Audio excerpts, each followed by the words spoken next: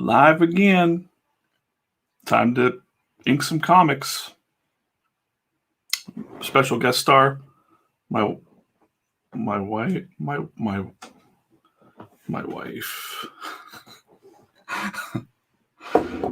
She could tell you all the good stories about me. Before I start, you can read this comic that I'm drawing at patreon.com/comics. All the brushes I'm going to use today are in my brush packs. They are available at gumroad.com/comics. Today I'm going to be inking this wonderful, wait, where'd it go? Okay. Tonight I'm inking this page with some astronauts, or not astronauts, spacemen or something. Space adventure guys coming across some ghost braves in the Badlands. So, got a lot of inking to do. I'm going to get right to it. And turn my camera around, switch things up. And away we'll go. There, you're not on camera anymore, honey. Just so you know. I guess. Okay. Let's see. Okay, I gotta do those captions. Banner on. Alrighty.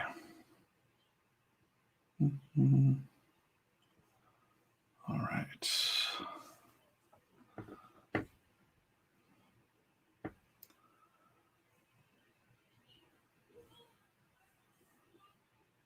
Get rid of this other thing here. Speed up a little bit. Sometimes I like to keep the blue lines on just because. All right.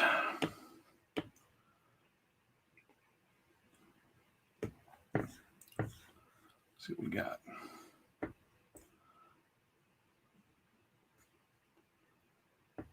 Figure these pencils out a little bit more.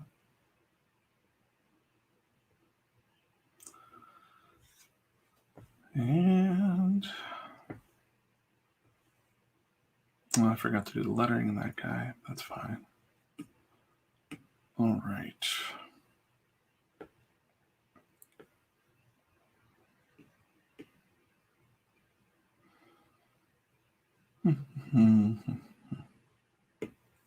All right. And since I need to loosen up, I don't want to waste any time. I'm going to do the old organic rocks and things. Kind of loosen up my hand.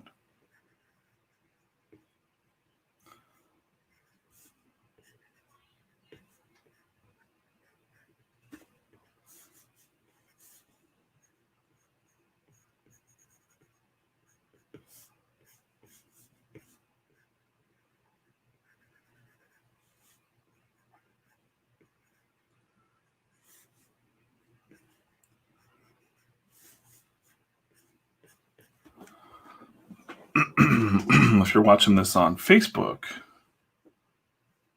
I will usually stream on my YouTube channel. So if you could go there and subscribe, you won't miss any other videos. And then smash that. Yeah, there you go. Say it. Smash that like button, subscribe button, or whatever.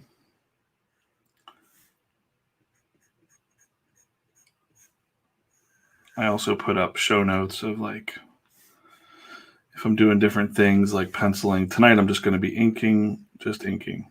No jumping around from pencils to colors and all that stuff. I'm just going to do some straight inking here.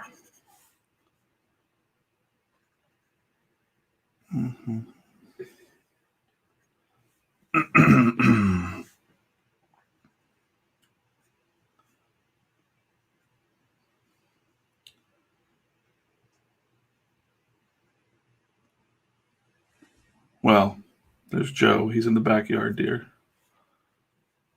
Joe Quickle. Hi, Joe. He may or may not have been drinking, he says.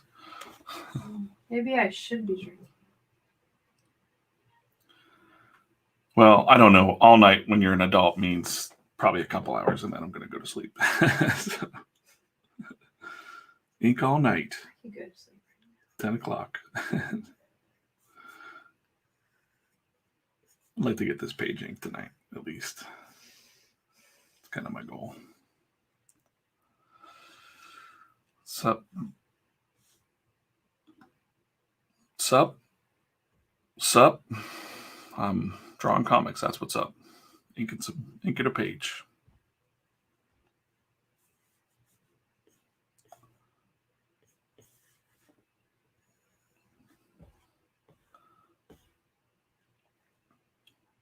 Yep.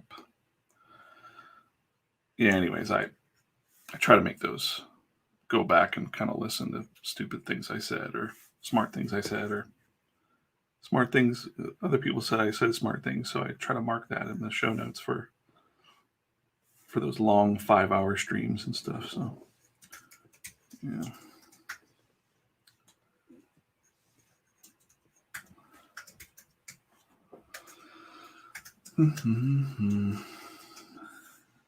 And my previous video, I set my OKRs.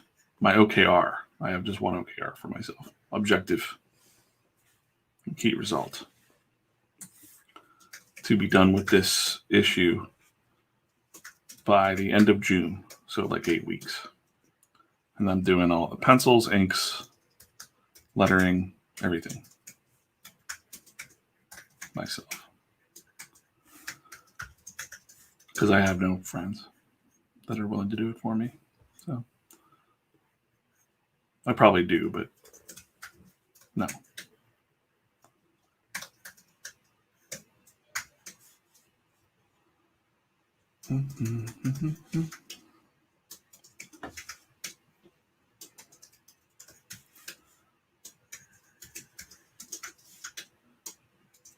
And if you're watching this and you draw comics, I'd like to take a look at your stuff. Just drop a comment in the Facebook or the YouTube comment. I'll go back and look at it. I can't really help you, but I like to look at other people's comics, so.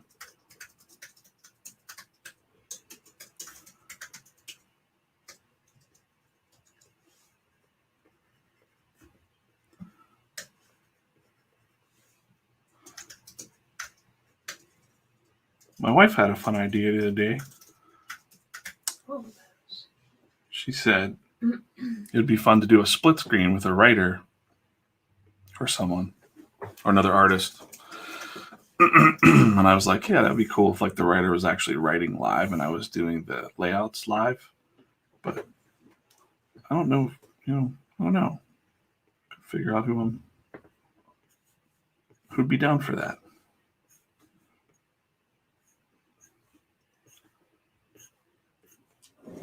I don't want to bother anybody. Everybody's got their own stuff to do, so.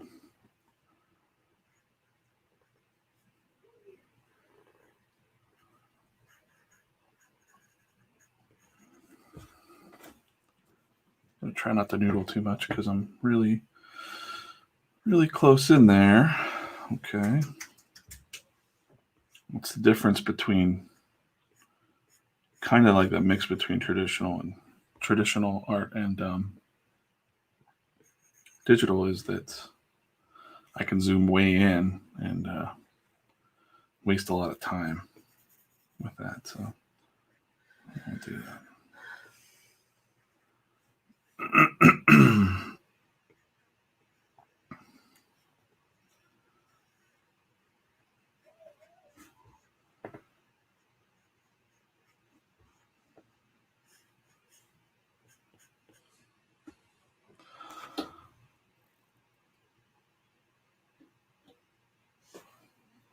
Oh, cool.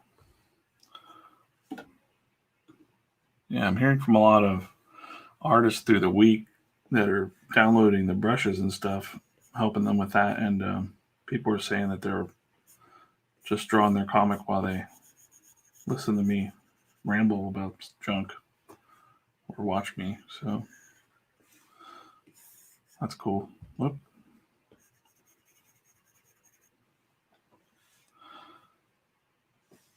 Cool, man.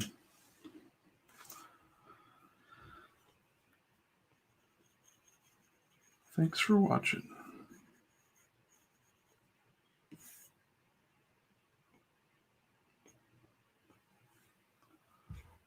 All right.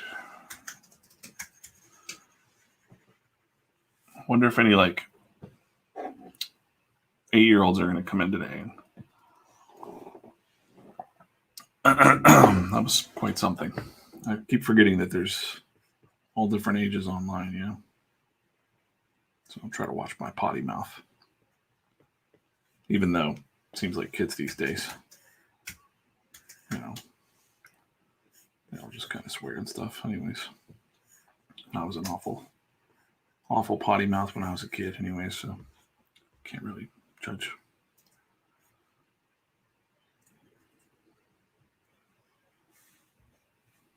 Mm-hmm. All right. Hand still feels a little bit, I should have loosened up a little bit more, but I feel a little. You should draw some fan art. No. I'm not drawing fan art. I went on to a famous YouTuber that we know, Roberto Blake. He was on Clubhouse the other night, and I decided to scoot in, and I was just listening into this room and about, tips for YouTubers or whatever. He's part of my day job, but he's one of the brand ambassadors that's coming up for Spreadshop. And so I thought, well, I'm going to pretend like I'm not from Spreadshop. I'm just going to, maybe he doesn't know my name. I don't know, he's famous. So I scooted in there and asked him a question just like I was a normal, aspiring person to get his advice. And I said, oh yeah, I'm drawing this comic live. I'm just kind of just doing it on YouTube. I don't have any aspirations for YouTube, but I just wondered, is there anything are my streams too long, or, how could I maybe get some more organic traffic to this stuff? And his advice was to draw fan art. So basically it was like, hey, it'll be the 4th of May. Do some Star Wars art. That'll draw some attention to your stuff. And I'm like, oh yeah, okay. Been there. And it was just like feeling like the same as conventions. So if you're an indie comic or an indie book and you go to a convention, this is kind of my story. It happens to a lot of people though.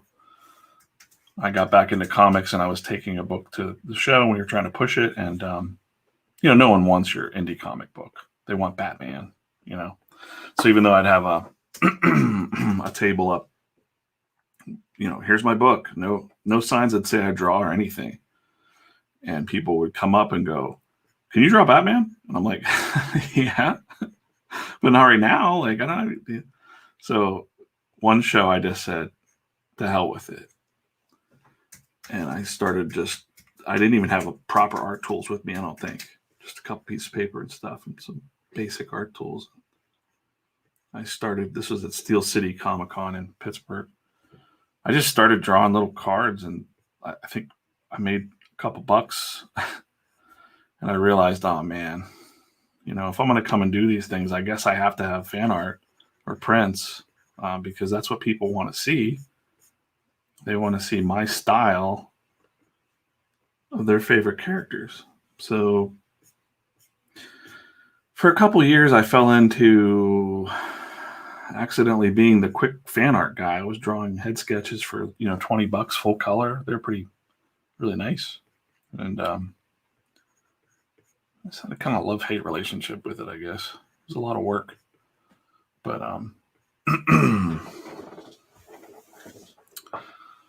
and I got really fast too. So, I was really able to bang out, some nice pieces. for people. Just any character, anything. I didn't even have to know what it was. If you show me a picture of it, I could draw it. An anime or something that I wasn't familiar with, as long as they gave me some reference. Sometimes I'd have my wife there at the table and she'd be doing reference for me as I was drawing other stuff. And she'd have them lined up and go get me food. And I'd just keep drawing like a machine all weekend. And then by the end of the day, I'd be like, oh. And I don't know. Well, I still have people that I know from. I see the point, I guess. But there's people that collected my art and have walls of my stuff on their wall, like a whole wall of my fan art. Joe, who was just in here, he buys a lot of stuff for me too. All my normal comics, but plus commissions and stuff. But yeah, it's just a lot of work. And after a while, just kind of, yeah.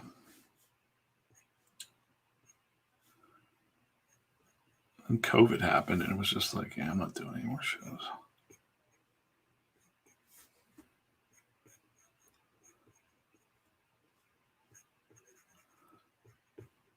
Why did I stop doing shows? We did 13 in 1 year. I did 13 in 1 year, and that was on top of a full-time job. And it's a lot. it's a lot. And you don't want to draw fan art anymore. I don't want to draw fan art. Selling books is not lucrative unless you're like that one guy. Or Dirk. Yeah. And that's a lot of work. I'm not a really good salesman at shows either, so it's just like I can't do it. I'm like, here's my stuff. Do you like it? There it is. It's what it's about. But I see the point of maybe like we were calling it bait. Like watch me draw Ahsoka from Star Wars. But then when you're not drawing Ahsoka, they won't watch. What? But then when you are not drawing right. Ahsoka. But then they always want you to draw Ahsoka. Yeah. So. But yeah, I mean, I'm not against it. I have fun doing it, but I feel like really with the fan art stuff, I talked about it a little bit before, but it's kind of a weird, slippery thing, like slippery slope. Become a hack.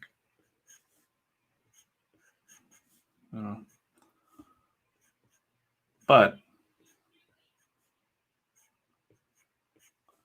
it did feel good to like serve a purpose, I guess, at these shows. This is like the big, a lot of I don't know. It's a weird thing. Nice when people picked up their art too. They would get that happiness. Right. Right. Because the big artists weren't at these small shows. So these people that couldn't afford, a $300, Todd McFarlane drawing or something like that, they'd see my artwork and be like, oh, it's like $20. All right. So like the poor man's, Todd McFarlane or something. Pretty much. By the way, this is a ghost that's appearing. So a lot of this will be blue and kind of done in the coloring work. So I don't really have to mess with it too much.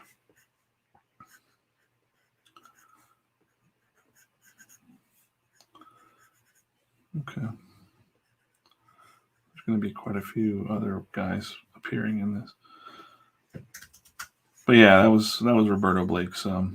Maybe he's right. I don't know. I only have so much energy, like I was saying on the other streams. Hey, look, it's Jack Vasfari from Steel. We were just talking about Steel City Comic Con, and there's an old friend from there. Hey, Jack. But yeah, I only have so much energy, after a full-time job and then whatever. And I'm weird because I'm like, I can't even, warm-up sketch. You know, I can't just sketch for fun. I feel like every line counts. So if it's not in a panel in a story, I'm like weird about it. You know, even one time when I just stop and I'm like, I'm going to draw a picture of Zorro. And I'm like, what the fuck am I doing? So it's just, you know, this isn't building my skills or anything. It is though, but it just feels that way to me. Like I'm not doing anything, I'm wasting my time. If it's not in a panel and it's not actually telling a story, I feel like, you know, at least for fans, fan art stuff, like she said, it did feel good that people would walk away with something and feel some sort of joy. And I don't do caricatures because I'll tell a story once. I had this wise idea once that I'm gonna mess up caricatures, right? And I was afraid to draw people because I thought I'd draw them ugly and then they'd be mad at me. And so I did a zombie book once, and I went to a horror convention, and I thought, this is before this was a thing because I never saw zombie caricatures before. This was before Walking Dead was a big deal and all that. So I was like, I can't mess up with a zombie caricature. I could draw them with half their face gone, and it'll look awesome. And this girl comes up and was excited to order this thing for me. I'm like, oh, great. And she was not the best looking subject. Let's just say that, you know, sorry. So I drew her as an ugly zombie, you know. She came back, and I just wish I could show you the face that she made. And she looked at it and was like, oh, I guess I do look like that. And I was like, oh no. This plan backfired. No more caricatures. But yeah, that's usually something I get asked to do. Because I guess people say that I do good likenesses, I guess. But is that true, honey? Do I do good likenesses? You do. I do. Only every 20th one is questionable. Every 20th one? Yeah. We got higher. Yeah. Mm-hmm. It just leads to another story. Wow, crazy. I used to do the sketch covers at shows, and people would often come up and be like, draw me as a Rocky or, you know, the raccoon guy. What's his name? Rocket the Raccoon. Or, you know. I don't think you've ever drawn a person as a raccoon. I did something weird once. Chewbacca. Yeah, the guy that said, draw me as Chewbacca, and he was bald. Right? And I'm like, you know that Wookiees have hair, right? And I'm just looking at him going, okay, so you're just talking about your face, right? You just want your face on Chewbacca. Yes. Kelsey Cardoni. Do I have a TikTok? Baby steps, Kelsey. I don't know what to. Yeah, there's a TikTok. I have a TikTok account, but I don't post there. You know, I know you've been really big on TikTok there. You'll have to show me the way of. I'm too old for it or something. Just can't do it. Anyways, yeah, I once drew a bald guy as Chewbacca. And it actually looked pretty damn good. I was like, and he was like fine with it. I thought it was going to be one of those situations where I draw him and he comes up and one's a hairless Wookiee.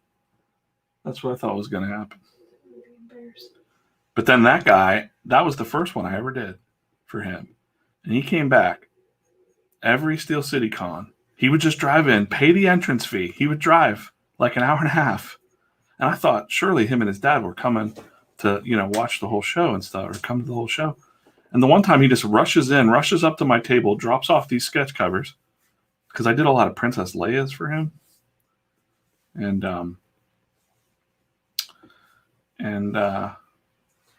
yeah. And he just tells me, yeah, we come all the way just to drop these covers off for you to draw. And I was like, what? That's crazy. You're not here to see William Shatner or who other B movie, Karate Kid. No. Oh. Yeah, so anyways, the likenesses on sketch covers, I did do them for a while, and then, you know, I got pretty decent at it where I could trick it. I knew the little tricks to draw people. Let's say that. I didn't really think it looked like them, but there's a trick that you do that people just go, "Oh my God, looks exactly like me." And I'm like, okay, not really though. But you never know who you're gonna meet at those shows, and that's an interesting story because I don't have to get super detailed here with this hand. It's a ghost hand, so you know, it's going to be kind of faded out. Just kind of get the lines. That's why I don't do a lot of line widths on this, because it's a ghost. You know, it's supposed to be just kind of pointing at him. Wizard World Pittsburgh came in, and there was some controversy about Wizard World, and I signed up to do it. The first year I got a deal. Like I could pick, you know, basically 8 tables or something, and I was to find all the people around Pittsburgh to kind of come, and I did. I kind of lined some people up, and then people were mad because they found out I couldn't get everybody a table, you know. But the tables were expensive too. But the second year, you know, everybody was kind of just crapping on that show, and it's too expensive, right? And I just went, and it wasn't very busy, but this very nice family came, and I thought they were like husband and wife, you know, and son. Turned out different later, but they said, "Hey, can you draw us as a family, Captain America cover? Can you draw us all as Captain America?" And I'm like, "So you mean like a kid Captain America?" Yeah. Just draw us all wearing the Captain America stuff. I'm like, all right, cool, easy. So I did that, and they come back, and they're just like, it's like they've never seen this before. They've never seen anybody do this. It was like magic to them.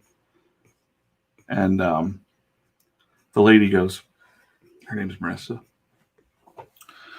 She says, and she just can't believe it. And she's like, how would you like to draw, like, I don't know what she said, 50 more of these or 100 more of these or something? And I was like, well, I guess. And she's like, well, I've got this party or something of doctors. She works with these doctors and da-da-da. I'm like, well, you know, I'm going to be going to Germany soon, but, you know, talk to my wife. My wife was kind of handling stuff for me. And we just didn't think, we hear this stuff at shows all the time, you know. Oh, and then you'll come to my wedding, right? And it'll be great. We got a wedding coming up next year. And we're like, yeah, okay, here's our number. And sure enough, when I think I was in Germany, or maybe I was in Germany, she emailed and said, hey, we got like 2 weeks or something. 2 weeks after I come back from Germany, there's the deadline for these sketch covers. And there was a lot of them. And basically my wife organized the whole thing while I was gone. And it was like, let's just say 50. I don't know. It was probably more. I don't know. How many was it? It was 50. Different doctors with their pictures. And I had to draw each one as draw this doctor as Thor, draw this person as Superman. So it was, I'm like suddenly the caricature guy, and I'm like, geez, but it was good money. And I guess it was a hit, and then they asked, months later, that was Christmas time. So around April or something like that, maybe March.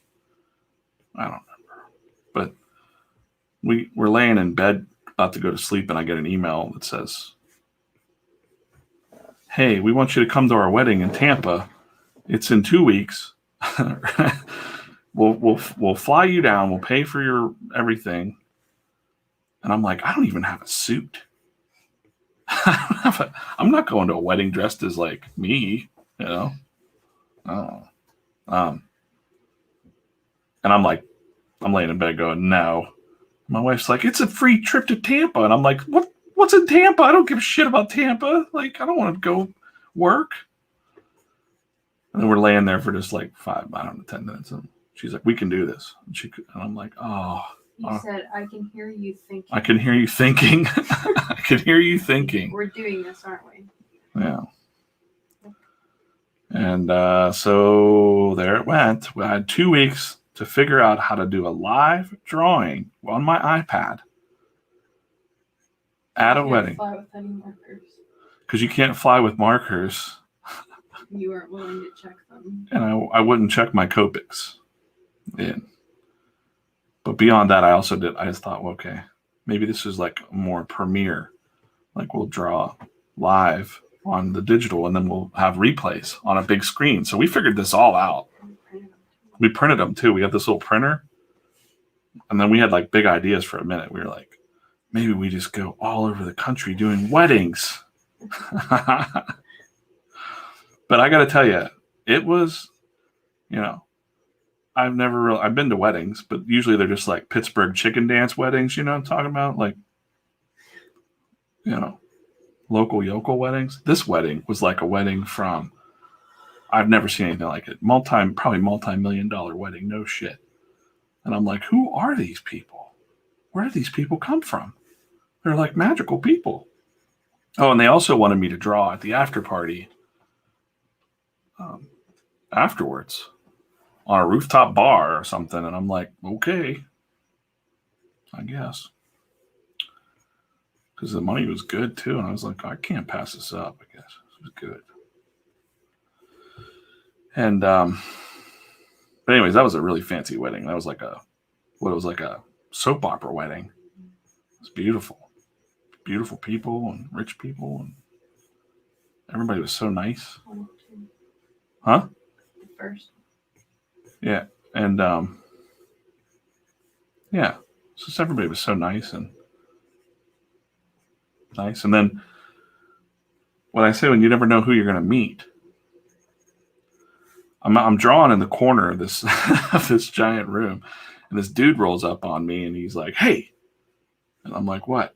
Hi. He's like, "You know who I am?" I'm like, "No. Hello."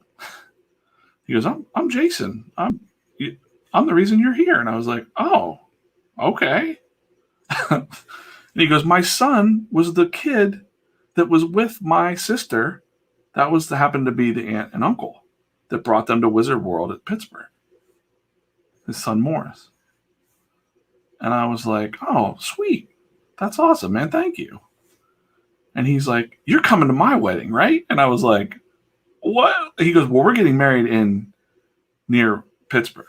So that's not far from you. You'll come to that, right?" I'm like, "Yeah, I talked to my wife." Like the wife is the, she's the business manager now, I guess. And then the wife came, the fiance, now wife, she came up and said some stuff. And I was busy. I was drawing nonstop. I drew like 80 it was a lot. I drew at that wedding. And then it was too much. So I had to like take the drawings home. We would just take a picture of somebody. And I said, okay, I'll email all of the drawings within a week after the wedding. It's just too much. This was a big wedding. And I wasn't that fast. I got it down to about 20 minutes per person, but it was, boy, oh boy. I am not a caricature person. Because my caricatures were actually like, they weren't just like the wackadoo Kennywood caricatures. It was like, this actually looked like you. And all the middle-aged ladies love my caricatures because I guess I make them look younger. "Oh, look how young you made me look." And I'm like, well, I just draw the same lady over and over again. And I just change the face a little bit. And, but yeah. So yeah, that's how I met that guy, Jason Wolfe.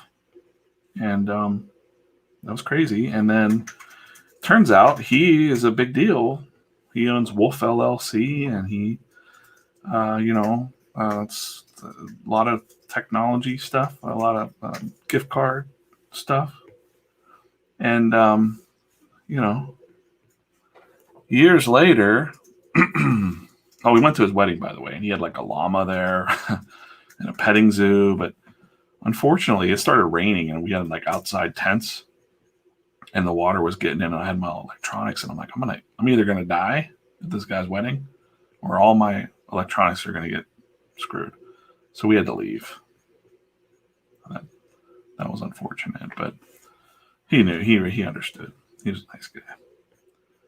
A lot of nice people there too. So, anyways, but years later, my son was at Temple University, and he was having a hard time finding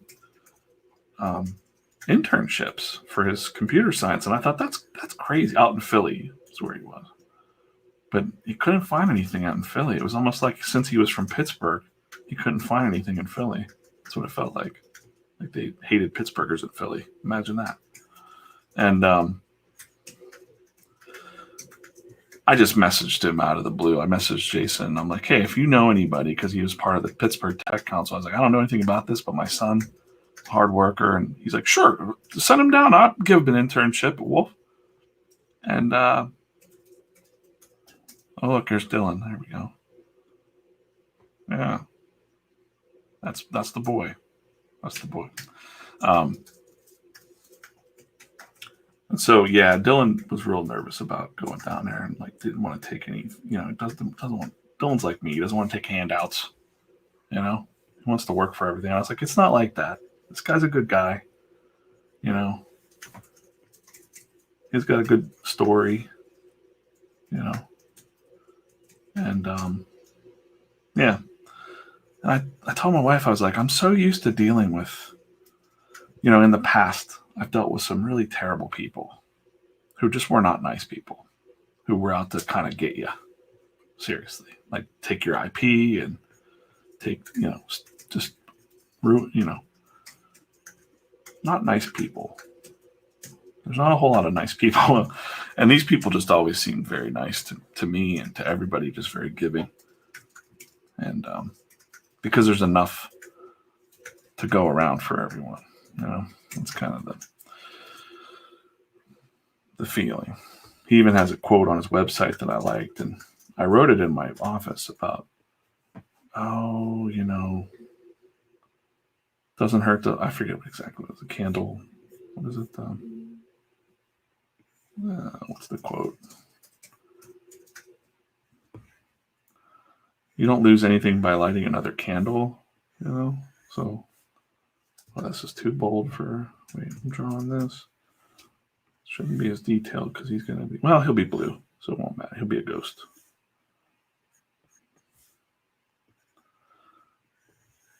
But yeah, so Dylan interned there for a couple years and then went on to do another job, and then they kind of asked him, hey, we want you to come down and work for Wolf. And now he's back at Wolf. And I guess, things are growing groovy there. So thanks again, Jason, who's never going to watch. I don't think Jason would ever watch this. But good people, the Wolves and the Garinos.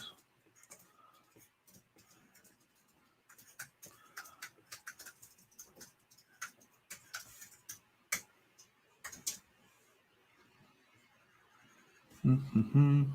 Oh, here it is. A candle loses nothing by lighting another candle. That's right. That's a good quote. I like that. Too many people are like, I got mine. I'm going to, can't let anybody get mine, or they're going to get theirs. And I don't know, giving back and doing good and stuff. That feels good. So it always feels good to meet people like that out in the real world that can be kind of scary.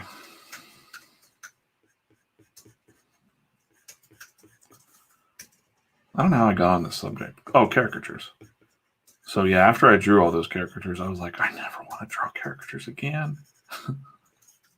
And I get requests all the time. Can you draw this? Draw me as this? Or occasionally I'll do it, but I'm not your guy for that. I am not your guy. Although, if called upon by the right people that helped me and helped my family, I would help. So, all right, we're going to do some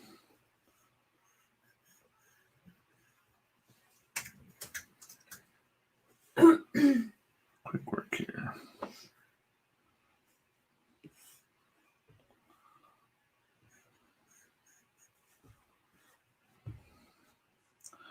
Again, if you're just watching this, this is a ghost. So, have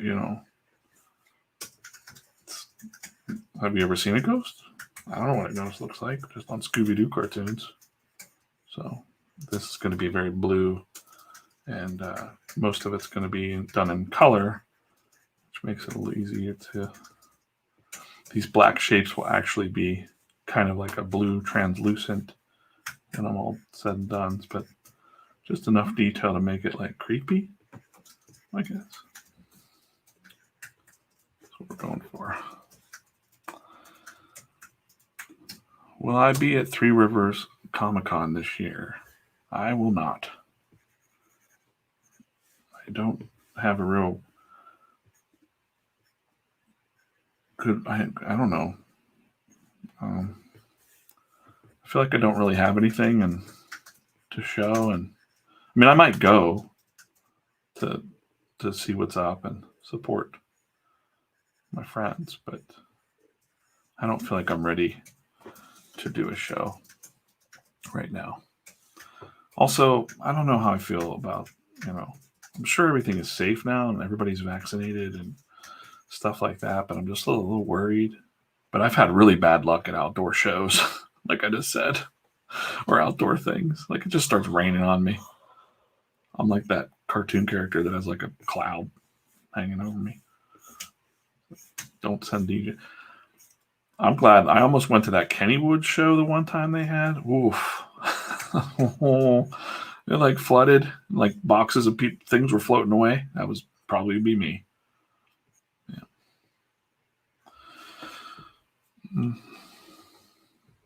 That was crazy. Kennywood flooded. Yeah. What about you, Jack? Are you going to go to Three Rivers Con? I imagine you will. Yeah. We had a big plan before COVID happened. I mean, we had the 7x7 group going on, and man, COVID happened, and it just sucked the life out of all of us, work-wise and stress and weird. And then that just it was too much to do. I was doing a lot of work on that, but we had plans to do the local shows and just own them all. Like just go to every show and be the 7x7 group and have our printed books and some trading cards and all kinds of... We're going to take over the world. But yeah, who knows? Let's see how the world goes. Because I miss working with all those guys, but I think maybe, get back to encouraging each other to draw some comics. I hope that I can do that just by doing this. Here I am, Wednesday night. I worked all day. I've been up since 5 o'clock in the morning. I'm going to say it every stream. Here I am, drawing a ghost Indian at 8:44.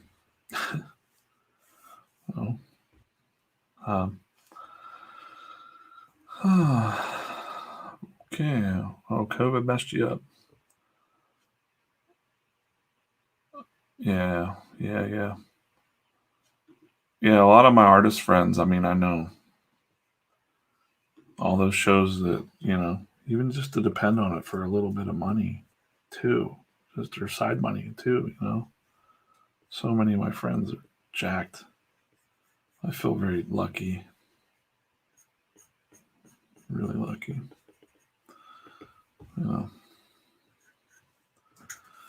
So I don't know if we can get down there. We're always looking for things now to try to escape a little bit because we've been holed up.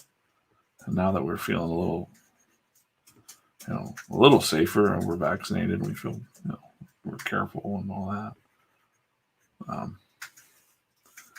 My wife and I would probably come down and spend some money on things we don't need, but probably put in a corner somewhere. Prints will never hang, or we have a lot. Hey, speaking of which, I just bought some comics today, Alicia. Which buy? I bought Firepower, the Kirkman series with Chris Samnee, just because I like Chris Samnee's artwork. And he's not doing any Marvel stuff anymore, so I'm like, all right, I'm going to check this out. But it's on issue 11, so I just went ahead and bought all the back issues from Midtown. Figured it'd be easy to do it that way.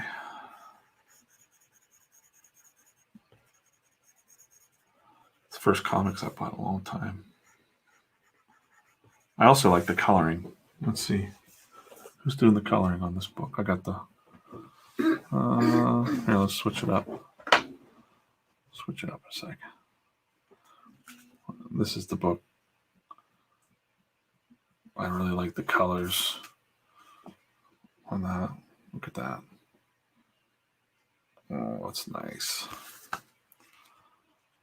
Even like that. This reminds me of this is really bad. This is not a good way of doing this, but I like the textured backgrounds and stuff. It reminds me of Jay Bones coloring on the Darwin Cook stuff, which was my favorite. Let's get that to focus. So, yeah. When I do my coloring, I'm trying, I'm not as good as this, but I like that textured stuff, and then I'll do the animated faces and stuff. Anyways, I thought it'd be nice to look at the single issues too, just to kind of look at them. So, I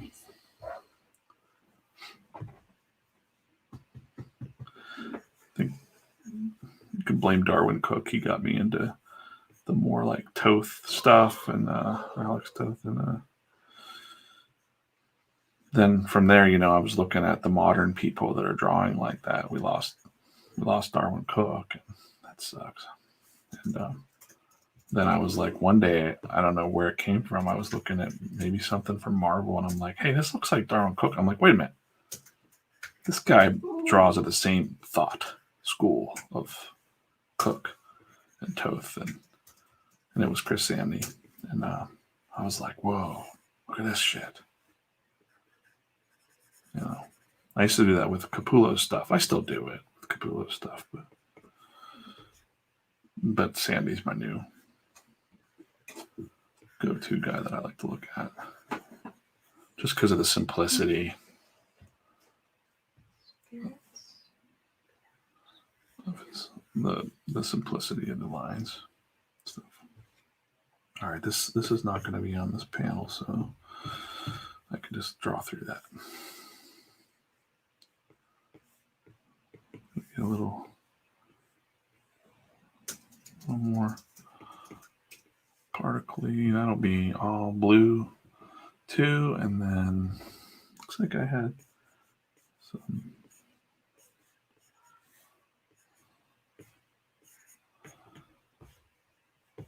Okay. Oh boy. Still need to meet Capullo one day. I've met him a couple times now, and every time I'm just like a little child. So my wife got me a autograph, or we went up to Boston. What was I in Boston for? Work, right? Mm-hmm. And it just so happened that Capullo was at Boston. And did you get me the thing? You got me the thing, right? The autograph session or something like that, or special VIP pass. No, you got that free $200 gift card from your work conference. Oh, that's right. Yeah. But we were Yeah. trying to figure out what we were gonna do the next day, and I'm like, did you know there's a comic show and Greg Capullo's gonna be Oh, there? that's right. Yeah, I didn't even know Capullo was in town. I was in Boston for work, and she's like, "There's a VIP pass thing right here," and I just won this gift card at this conference for $200. And I'm like, "Well, it's like a free show."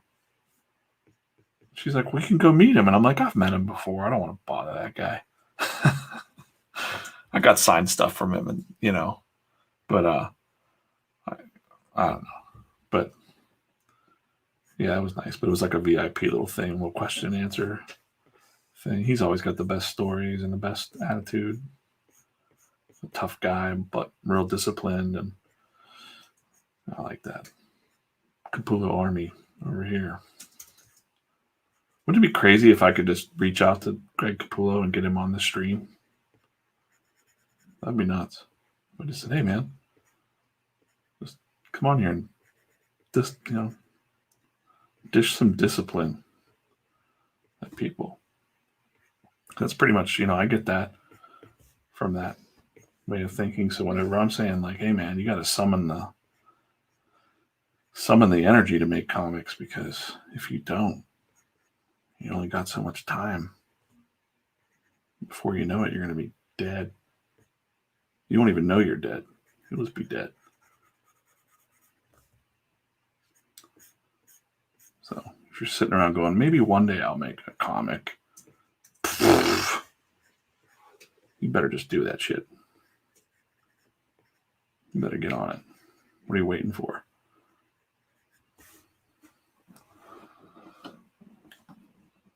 What are you waiting for? Get off your ass and draw some damn comics. Put your fan art away. Make a story. Tell a story. Get out there. Put that story out there.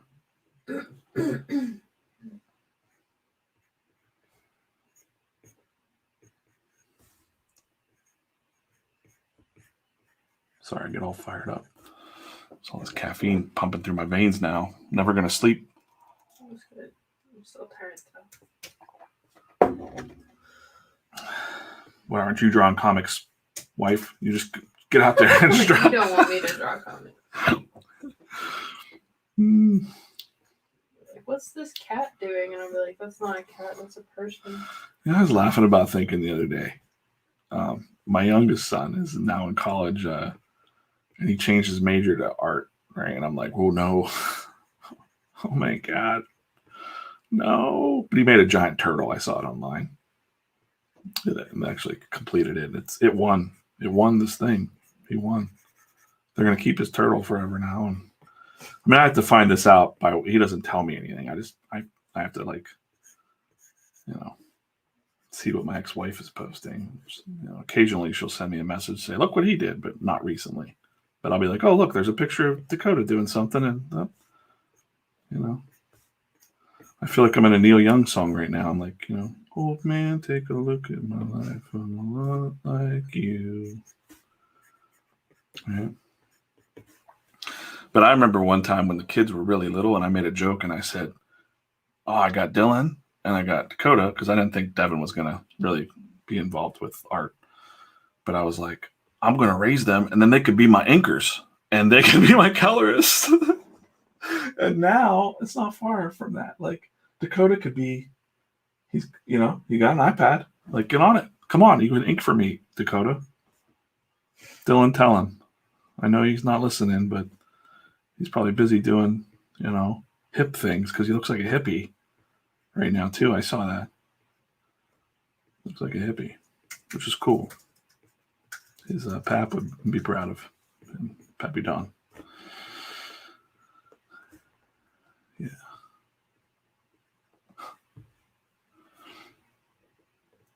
Gonna get in trouble. He's never gonna talk to me again. Don't you mention me on your stream, Dad.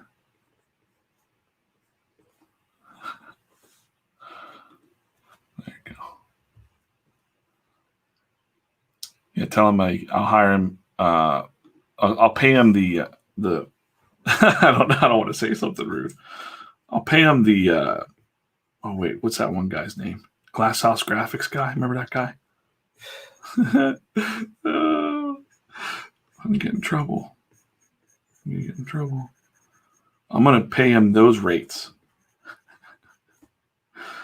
The Glasshouse Graphics rates. They go to a foreign country and get the cheapest labor that you could possibly. I'm gonna pay you in ice cream cones.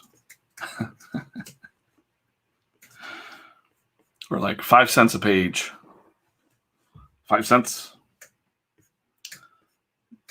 Which is sad because, oof, man. Yeah, there's a whole cottage industry, or well, there used to be. Not anymore. For a while, there were these dudes who would go to other countries. And they didn't even work for big companies at the time. But they would build these little studios of basically slave labor. Let's just call it what it is. And then come back to big companies like Marvel and DC and say, I got a crew of people that can color this book for $10 super fast. And then suddenly, that's what was being outsourced kind of. But some of those places, not that one, but I don't know about that one, but I do know some of those places weren't paying the people. So that's even worse. These people were busting their ass and not getting paid. Awful. How awful is that?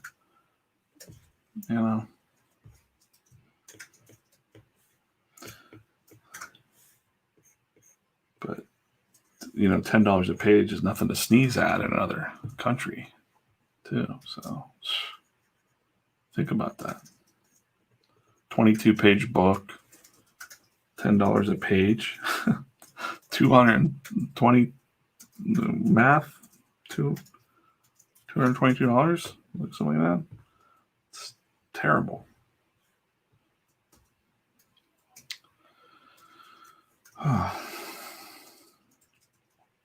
Yeah.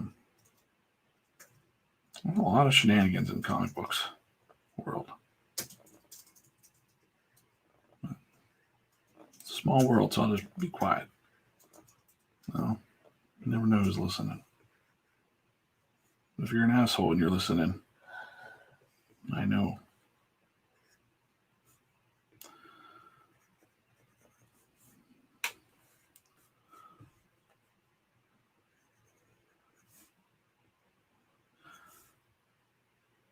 There's a guy online named Skinner who was just talking about equity for artists at shows. Okay, so let's get into this. This is interesting.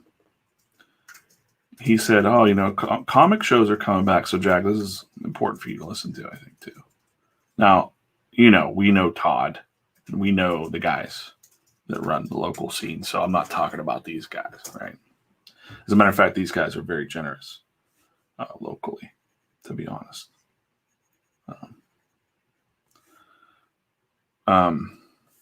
But these big shows charge thousands of dollars for these booths. So Skinner was basically saying, I think that's his name, Skinner. He's like, he's not doing any conventions anymore because he feels like he went to a Chicago Comic-Con one year. They paid like $2,000 for their booth. And then they get there and then the booth, they're like, well, it's going to be $60 per chair. Now they're like nickel and diming him to death. And he's like, wait, it occurred to him during COVID that none of these places can have these shows if the artists don't show up. If the people don't show up and there's nobody to go see, so why is it that the artists have to pay? They're making their $60 for their chairs, but the artists can barely break even at these shows. So he was pretty much saying like it was like a unspoken union of artists to like band together and say, no, the table should be free for like the artists. And it's kind of a controversy, I guess, because it is expensive to have these venues, but they make a lot of money depending on their celebrity guests and stuff too. So It's an interesting concept, though. If you got to think about what you're worth and what you're bringing as an artist to the table, because usually artists are last.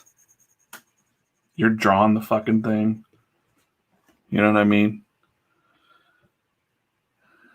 You're drawing the fucking comic. You're writing the comic.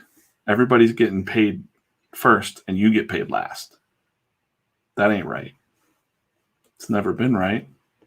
Printer gets paid. You know, the distributor gets paid. Even the comic book store will get paid before the artist gets paid. Think about that. Why is that? That's like, because it's like, are the artists just that desperate? They don't want.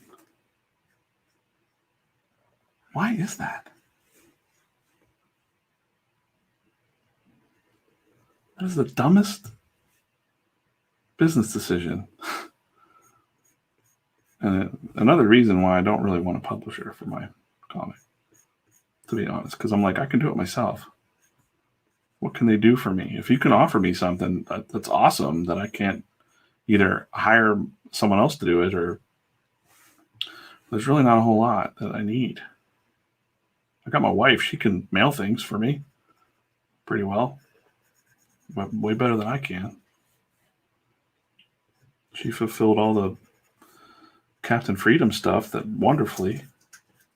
I would have just like put it in an envelope. She's like, no, we got to have the right backers and all this stuff, the backer boards and the everything. She made it nice.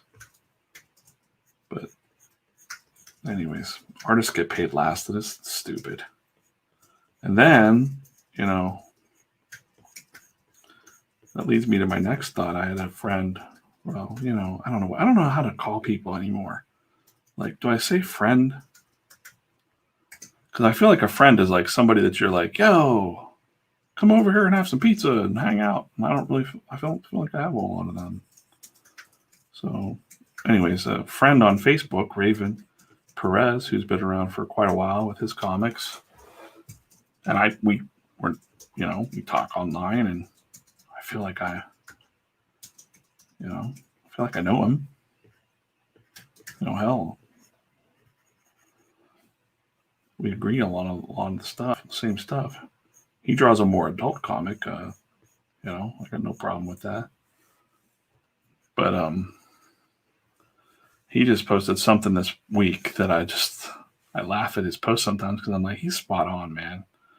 He knows what's up. Like, and it's good to hear another person say it because then I feel like I'm not crazy. Like when he says, listen, Jack says he better not get charged for a chair. Oh, Jack. Oh, it's pretty good. But Jack's. Oh, he has his own chair. You have your own chair, Jack. Yeah. Oh, this is nice. No need for mods here.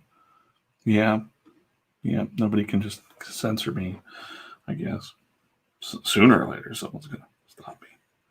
But what was I saying? Oh, Raven Perez, good guy. And he said something about the post was like 5 o'clock in the morning, and I'm like, what does he do? Is he up all night drawing comics too, or what? But he said, success in comics, don't think twice about what that means. That success in comics can mean something different, right? And I knew exactly what he was about to say, and he said that he has a day job, but he can afford to do his own comics. But he's got medical and dental and medical benefits, and he gets paid a nice wage, and he affords him the luxury of being able to draw what he wants whenever he wants, and he's super happy. And he's got a good crew of friends, and his little loyal following of people, and he's super pumped. He's probably the most excited guy that I know online that's drawing comics. Like, literally, he's like all the time, like, day job's done, time to make a pizza and let's go draw some comics, like every day for like 1,000 days. It's kind of inspiring. But he's right, because your success is not what you might think it is. he said something about somebody had 100,000 followers or 100,000 fans, but could barely break even on their, barely had any patrons, and and a lot of those guys are like one bad show or sale away from like losing their house, having a bad. How many times have we heard this story in comic books? The real bad ones are the guys that get like bad health problems. One guy had eye problems, and then it turned into like really severe, organ shutdown stuff. Like, just terrible. There's always GoFundMe's for that stuff, because comics just don't. The comic publishers don't. Very rarely. The creators themselves, but these companies don't care about you. They're not in it for that, or they'd have full-blown health coverage for everybody forever. We wouldn't need things like Hero Initiative. Thank goodness that exists. But yeah, crazy. That's the reality of comics. It's not as you don't need any of that. You got Webtoon, you got your own websites, you got social, you got time, you're healthy. Just start drawing your book and go.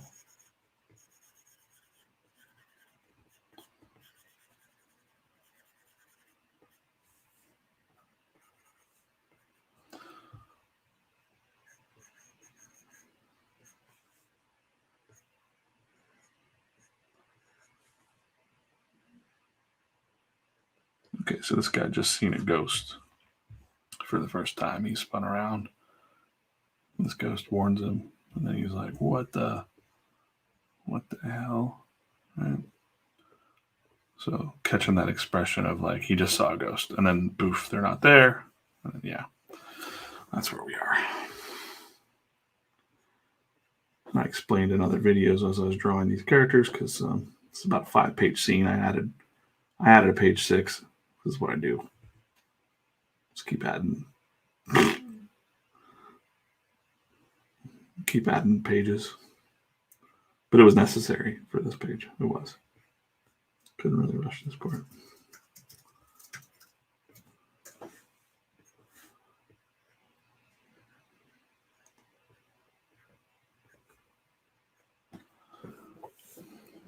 But I was saying before that this is all behind glass, like a visor, so I don't need to get really, I want to catch the eyes of shock here.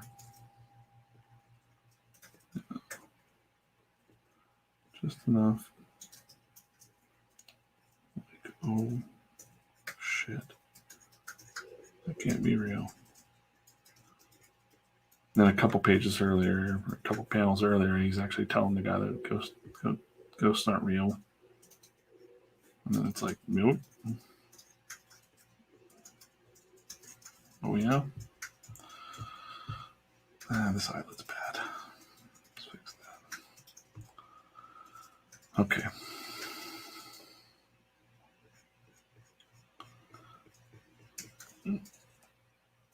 I'll probably do a really long stream on Saturday. I don't know if I've chosen to...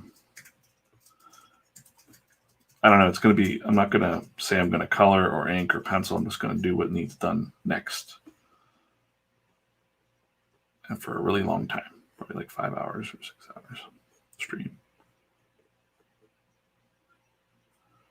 I'll go until my dog says that it's time to go pee. And then I take a break.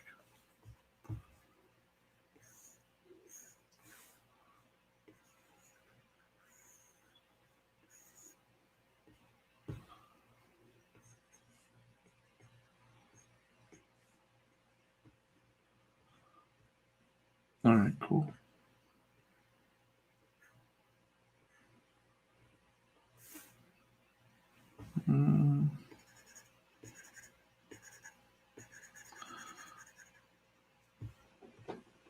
Yeah, we have a really cool little comic scene around Well, I mean, I don't know if everything's weird right now, but Pittsburgh has a nice little comic scene. All these conventions, and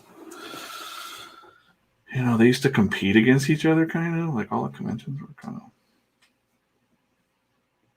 Don't go to that convention, do this convention. Or I would just try to. I didn't really care. I just did them all. For a long time, Steel City was like the don't go there. That's a dirty convention or something. I don't know. The guy was kind of controversial that ran it, I guess, for a while. He doesn't own it anymore, but he was always really nice to me. I don't know.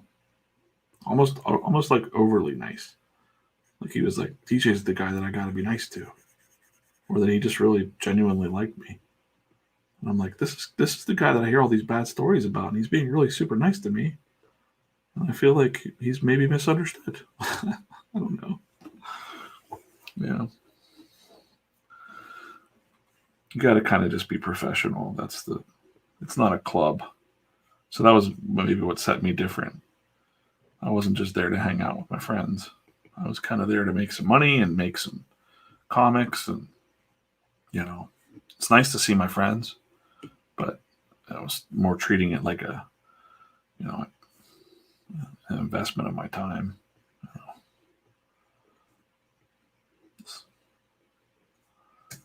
It's not really a hobby for me.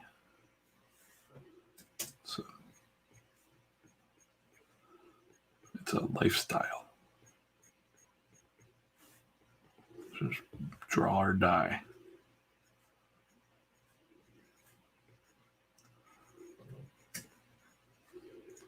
Hey, look up how old Gary Trudeo is from Doonesbury. I'm really curious now because he was on the news earlier, and he looks spry, and he had a 50-year Doonesbury, and I'm like, cartoonists just don't age. He's 72. That dude was 72. He does not look 72. He's Gary with 2 R's. That's weird. Yeah. Yeah. I did not like Doonesbury, but it's just, I was more of a Bloom County Outland, Berkely Breathed, Opus, and Build a Cat. Yeah. Yeah. But I just saw that guy on the news tonight, and I was like, wait, how does he have a 50 years of Doonesbury? That means, when did he start Doonesbury? Probably when he was in his 20s, I thought. 22. When? He was 22 in college, right? Oh, that's 50 years. Yeah, he was in college when he started Doonesbury. So was Berkely Breathed was in college as well. When Burke gave up, and then Burke came back, but Berkely, nice guy, super nice guy. Doonesbury was created in 1970. Yeah, it's crazy. Out of characters from Bold Tales. The Yale Daily News. Yep, I know all about those guys. See, I know my comic strip history. He was inspiring Berkely Breathed, and Berkely Breathed, or Breathed. I don't know how you say it. It's Berkely Breathed, Breathed. He always kind of competed against Doonesbury because he was kind of the weird comic, and Doonesbury was like the more serious comic. He was the more weird one. He kind of made fun of Doonesbury, I think, a couple times. And I don't know, kind of had some beef, I think, for a little while. Cartoons. Oh, cartoon strip people. Again, I'm going too far in here. Yeah, Gary Larson from Far Side too. Yeah, he got out real early. He got his money and was like, "I'm out. No more drawing cows and fields for me. No more cows and UFOs. I'm out. Take my money and run." Then shortly after that was Bill Watterson said, "I'm out. I'm outie." Bill Watterson's like, "I just want to go to Ohio and Cuyahoga Falls, where I live now. No one knows where he lives. I know where he lives." There's a circle of cartoonists that know. There's not a lot to tell. It's a secret. But he went to Cuyahoga Falls and just said, I'm going to paint. I just want to be a painter now. Because he had enough money, not rich, but enough money to never really have to work again. You know, that's nice. You know, just live humble. No jet skis or Ferraris for those dudes. But Burke came back. He couldn't stay away.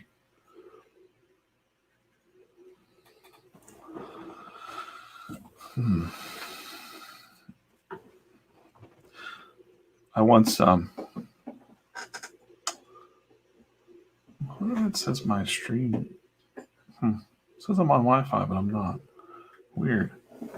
Okay. I have an email somewhere because Berkely had a Bassett hound. And I had a Bassett hound. And when the Bassett hound was new, and Bassett hounds just smell, guys. That's just how it is. There's nothing you can do. But their skin gets really weird. And I thought, I'm going to email him and ask him about Bassett hounds. And he sent me advice back about like what oatmeal shampoo to use and the treats to give.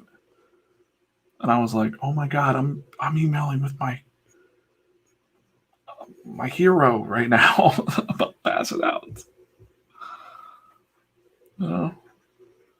And then years later, I was at San Diego Comic-Con, and I didn't even know. I was just, no. This was when I went to New York Comic-Con. And I'm just roaming around because I had no agenda. I'm just kind of roaming through the show. And I see this line, and I'm like, what's this line? And then, there's Berkely Breathed. He's at the IDW booth. And I said hello to Chris Riel, who was with it, and it didn't look like there was anybody in line for Burke. And I'm like, this is insane. I got to go up. I just got to get whatever he's selling. I'm just going to go up and say hello. And I'm going to mention that. Hey, remember that time that's not weird, right? Be like, hey, remember that time you emailed me about oatmeal shampoo for my dog?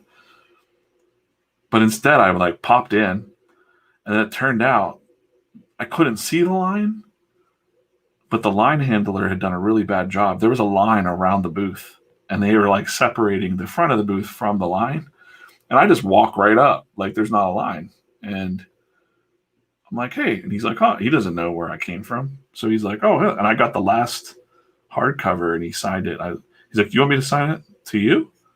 Because not many people, I guess people don't like, people just sign it because they're going to sell it, But I'm like, yeah, make it out to DJ.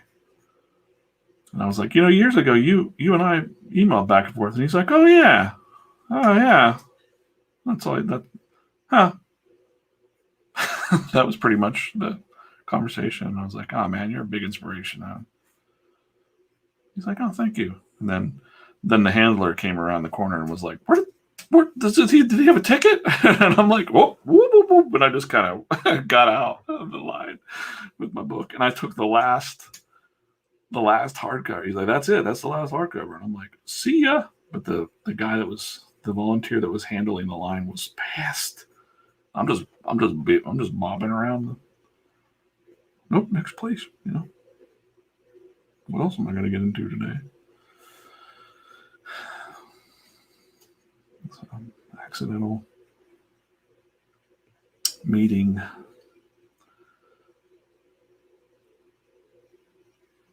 That makes me think about Facebook now, too, because creators are. Berkely had, when he came back with Bloom County, he started putting it exclusively on Facebook. And Facebook took down his comics one day. And he was like, what the shit?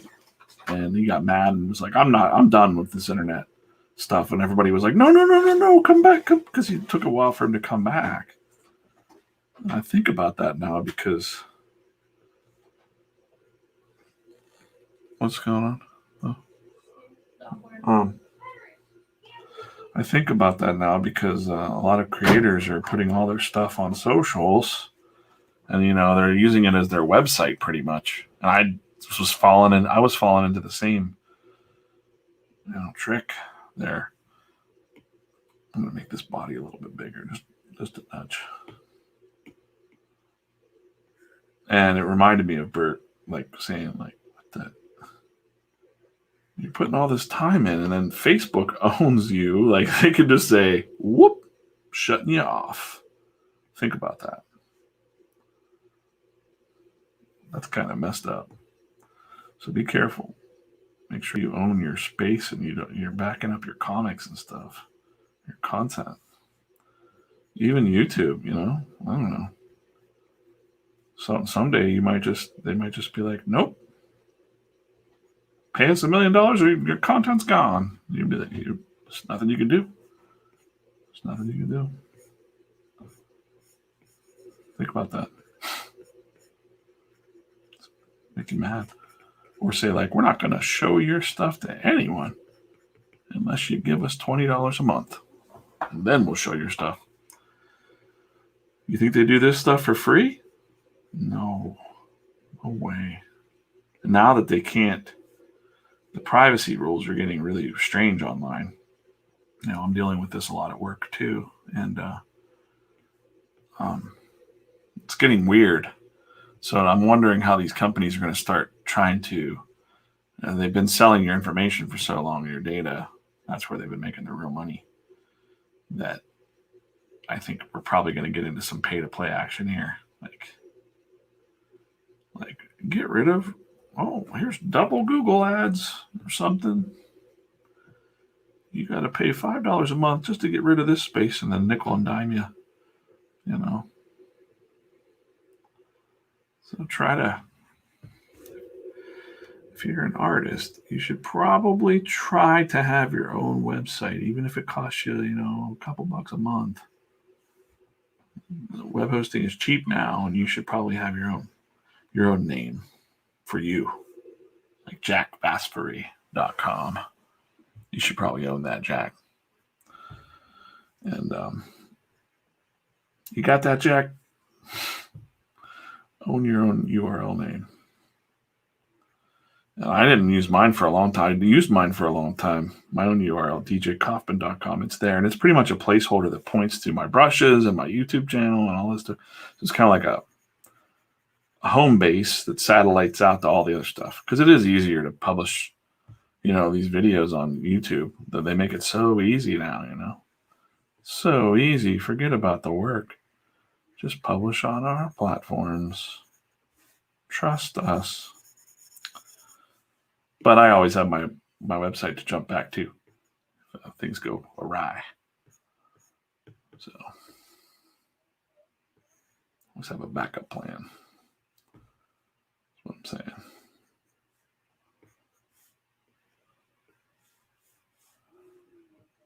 And I mean, do you trust that Zuckerberg guy? I don't know.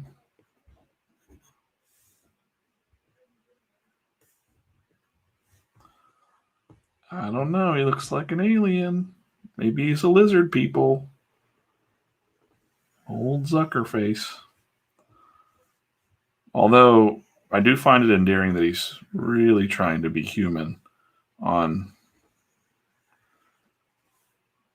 Facebook now. He's been posting a lot of pictures of the barbecue sauce that he likes. And, last year it was something about smoking the meats in his backyard. It was very awkward. But it's something else I know, because I know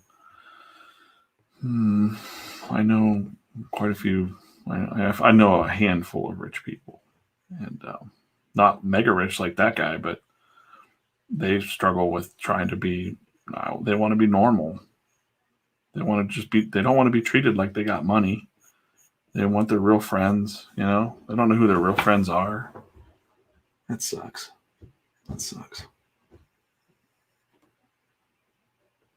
You can never buy back that normal. That's what one guy told me. I won't say his name, but It's like, man, you got it made. At the time, I didn't know because I was like, what? You don't have to work. You could just. But I mean, they still have to do stuff. But it's like, you think that they have it made, but they don't.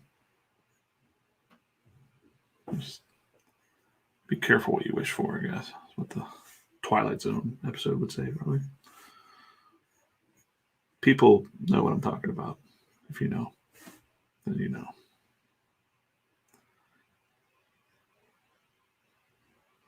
But that seemed weird to me because if you're not in that situation, you just don't know. If you don't know who your real friends are, or people come up out of the blue, I'll think about that. It's weird. Or you never know when is this person really my friend? Or is it just 5 minutes from now they're going to ask me for like $50,000 or something? Even if that makes me think like if I ever got into some money, I probably wouldn't tell anybody. My wife would know, of course. Maybe my son. But I couldn't put up with people just kind of coming around. Now his face is a little messed up. His eyes way too far away from his nose. Come on, Kaufman. You got this. Just fix that right now, though. Look at that. Magic. It's still a little big. His nose is way down here. That's what happens when you pencil really fast. We'll fix it. We'll fix it up.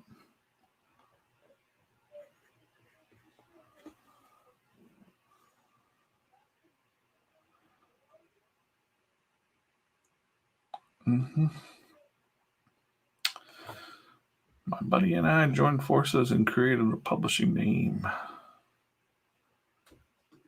Yeah. Yeah, take it slow. It is baby steps. The important part is have fun, too. Nobody's getting rich in this game, really. As long as you're having fun, telling good stories. We all got some good con stories, convention stories. Yeah. Got some fun stories. Some of my favorite stories are from conventions.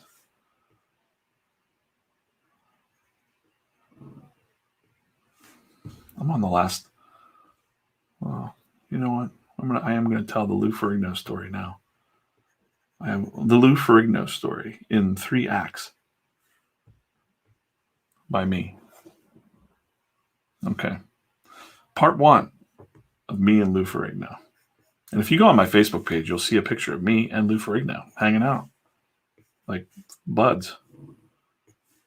My dog's growling at the door. Hold on. Go on. Goodbye. Anyways, she doesn't want to listen to the Lou Ferrigno story. I'm going to tell you guys, though. So anyways, part 1 of the Lou Ferrigno story is, a long time ago, in a galaxy far, far away, there was Lou Ferrigno.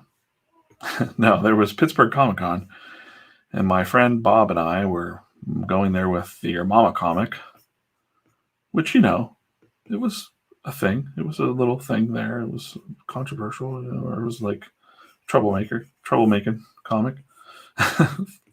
And it was before the show set up, and Bob went up to Lou Ferrigno. It was before the show opened to the public. Bob went up to Lou Ferrigno and was like, dude, I just wanted to talk to him. And Lou Ferrigno was mad and said, like, no, you got to pay to talk to him or something, or get in line. You got to wait. He wasn't on yet. And Bob just was not having it. He's super pissed, Lou Ferrigno. So that guy's an asshole. It was just ruined. It was like Bob met his hero. It was like one of those situations where, don't meet your heroes kind of thing. I was like, really? It's like, yeah. So like he taped him and stuff. Like he like videotaped him from afar, and Lou Ferrigno was giving him dirty looks. It was really funny. I thought it was hilarious, but Bob did not find it hilarious. Bob was very upset about this situation. And and it just hung over the Your Mama comic for a while, that Lou Ferrigno was an asshole. That's what he's not. He's not. But that's part one. Part two is Lou Ferrigno was going to be at Mid-Ohio Con. Okay. And I'm going to Mid-Ohio Con every year at this time. And I have my little Your Mama comics and little things I'm doing, whatever. And I decided, haha, it'll be funny. In one of the comics I made online, there was these things called Lou Ferrigno's Incredible Ass Wipes. And they were green wipes, and they said in the comic that they were the actual wipes he used to wipe the green makeup off of him after the show that he was on, the Hulk. And people liked that comic strip online, and I was like, oh my God, Lou Ferrigno is actually going to be at this show. So I got to do this for the Your Mama fans. So I made like 20 packs of Lou Ferrigno's Incredible Ass Wipes. And I made them. I took baby wipes and I dyed them in green ink. I was so proud of myself. Put them in a little package. I made a little full color label and stapled that stuff, and it looked like a really packaged little product. If you saw it, I know that I have a couple friends. They might be listening. They might listen to this. They may have even bought some of these because they sold. They all sold. I sold 20 packs of Lou Ferrigno's Incredible Ass Wipes, and this must have gotten around to Lou because I was just sitting at my table goofing off. That year I was sitting right beside. Was I sitting beside Ron Garney? No. That was the year after. Never mind. Anyways, Lou Ferrigno comes walking around the room, scanning. And I'm like, oh shit, here he comes. And I like tried to put the last pack down, but I think he saw it. And I was like, oh man, he's going to kick my ass. Lou Ferrigno's going to kick my ass. And he just kind of, like, I thought I caught a glare, but it's kind of hard to tell. But in my mind, I'm like, this guy's going to kill me. I'm going to die by the hands of Lou Ferrigno. And yeah, that was that. That was that part two. That's part two of the Lou Ferrigno chapter. There might be a 2.5 here. Okay. So then my sellout years, Hero by Night. And I was being flown all around the damn country, going to these shows. And I was being immature. I'm an asshole. I'm a total asshole sometimes, but not anymore. Back then, anyways, I remembered, I told Jason Embry, my colorist, and we were at Philadelphia Comic-Con, I think. I don't know which one it was called, but it was Philadelphia, big convention center, really long, big, huge convention center. It took forever to walk from wherever we were staying in the hotel room to like down to the convention center. It was like, this is like a 45-minute walk to get to this place. Anyways, in front of us is walking Lou Ferrigno. And I'm like, oh man. And he's walking really funny. Like he just was walking strange. I'm like, it's like he's got a hemorrhoid or something.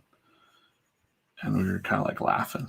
And he like couldn't hear us. And yeah. So anyways, I was like, I'm not going to do anything. I told that story though. I told the ass wipe story too.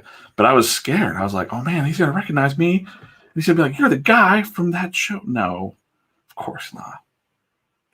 Right. But I was like, oh man, what am I going to do? I'm at all these shows with him. All right. So let's get to the really good story. Now this is the funny, this is the actual chapter. 2.5. I'm at a show in Texas. And it's an after party at a show. little bar, little lobby bar. I'm shooting some pool with some people, and this lady's there, and it's one of those deals where you're at the table and you beat someone, you stay, and whatever. And so I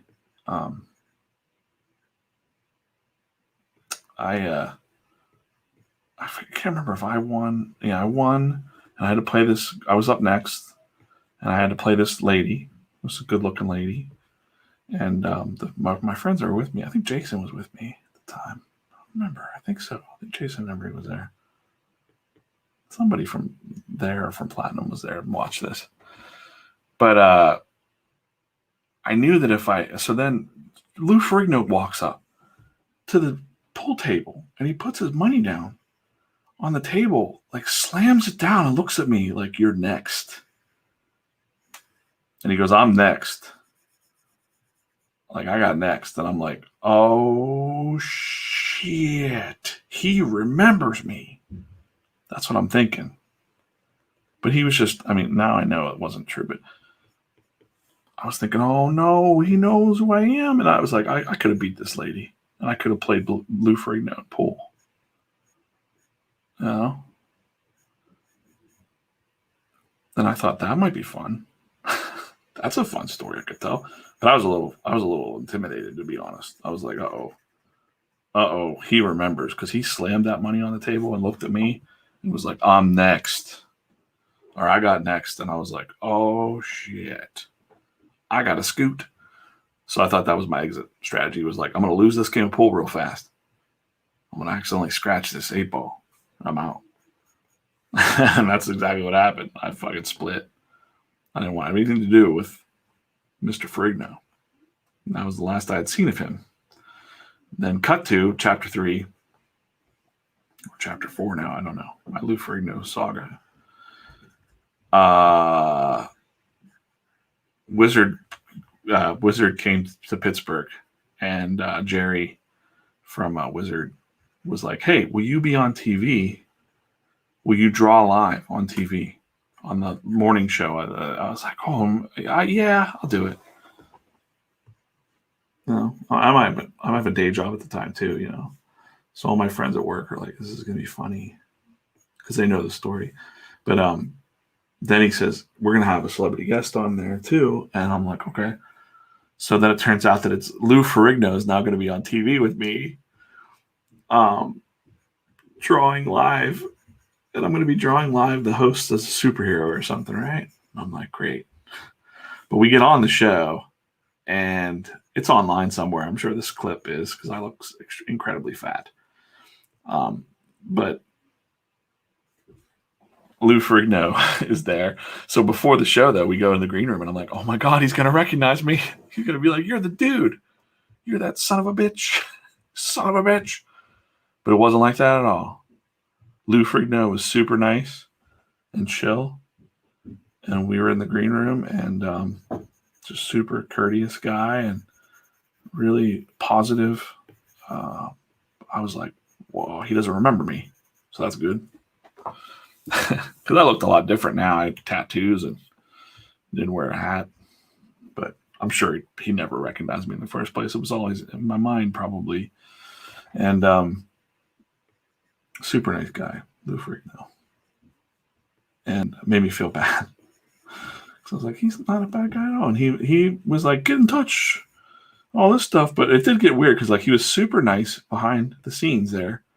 But he got a little weird when the cameras were on. He was like, "You're going to draw the Hulk, right?" And I'm like, "Well, I was told to draw the host as a..." He's like, "What are you talking about? I'm here right now. You're going to draw the Hulk." And I'm like, "Okay, I guess I'm drawing the Hulk." So I just drew the Hulk. And even the host of the TV show was kind of like, "Oh." So I did both. I drew the Hulk real fast because I could bang that out. And I drew like a Jack Kirby Hulk. And I think Lou Ferrigno said, like, "That doesn't look like my Hulk. Like, this doesn't look like the Hulk."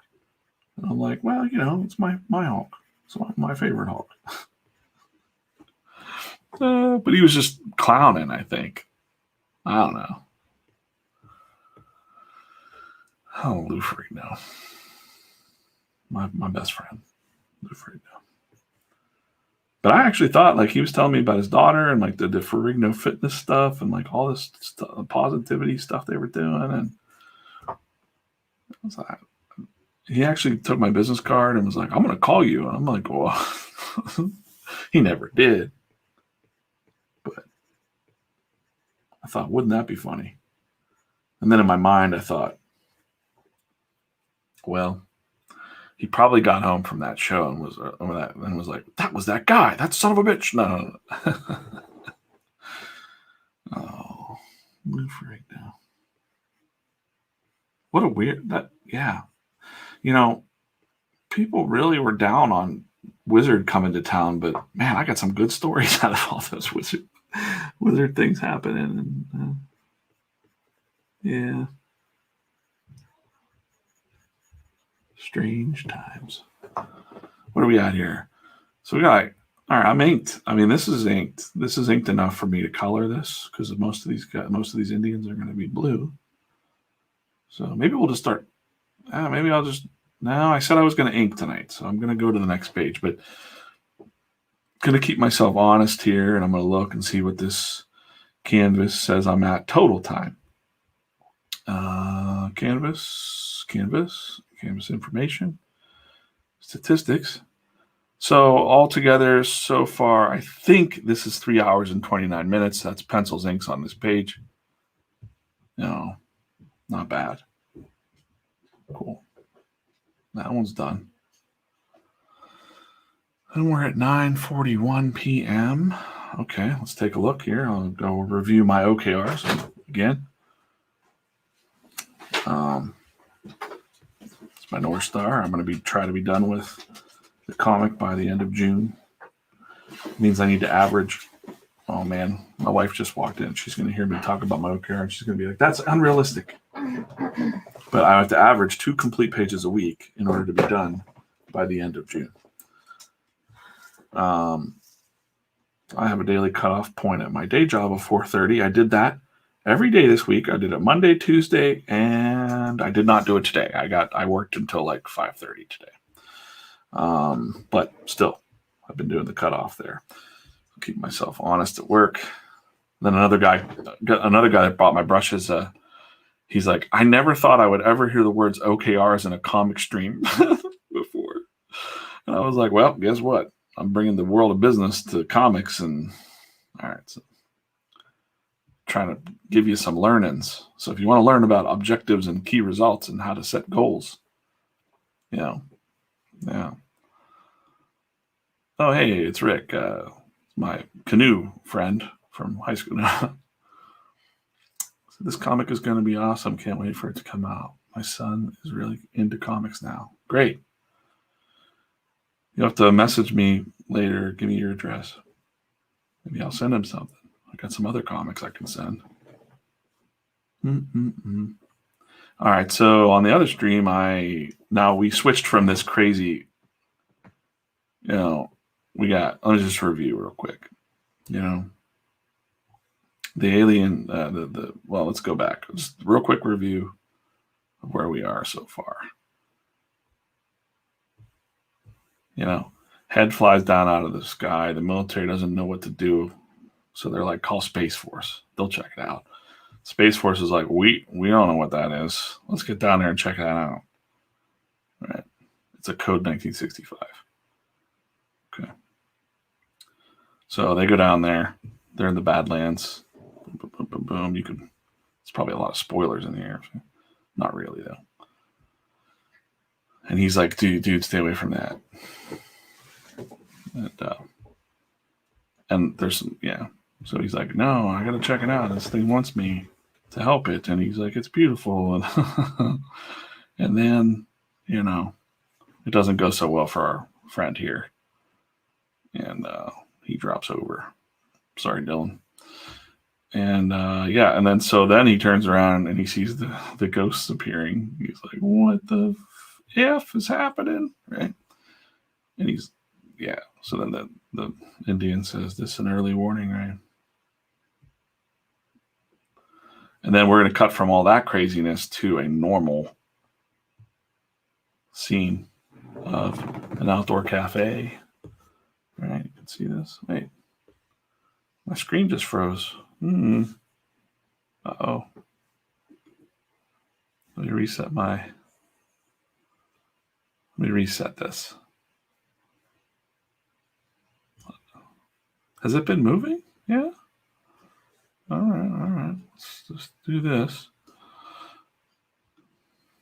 My screen recording said nope. All right. There we go. I'm going to reshare that. It's moving around too fast. Do this, add this to the stream. There we go. So now we're getting into inking this outdoor scene. Little cafe. If you saw the penciling before, this girl did not have a mask on, but now she's got a mask on because then our character gets an alert. He's like, what's up? And then the other character appears behind him. It's like, it's time to go now. We got to go now. Let's go. So, yeah. Dylan, get wrecked.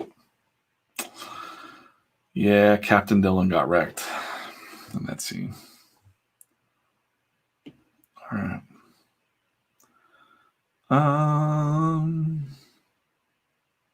Let's see where I put the balloons on another. I should ink these balloons. It's going to be boring to watch, though. Let me not. I'm just going to leave them there for right now. We'll start inking some because I'm not going to be able to finish this page tonight.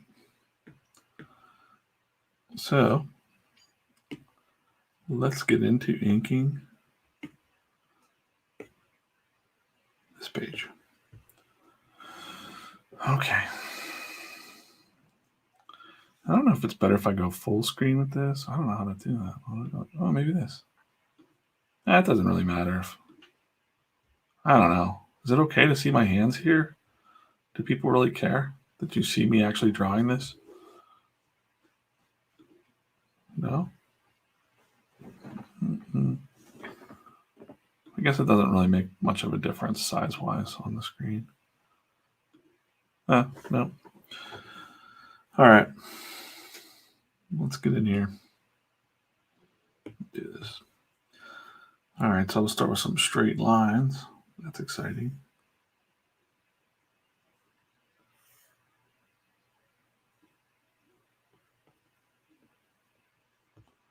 Get in there, just draw us a little bit of texture in the ink line.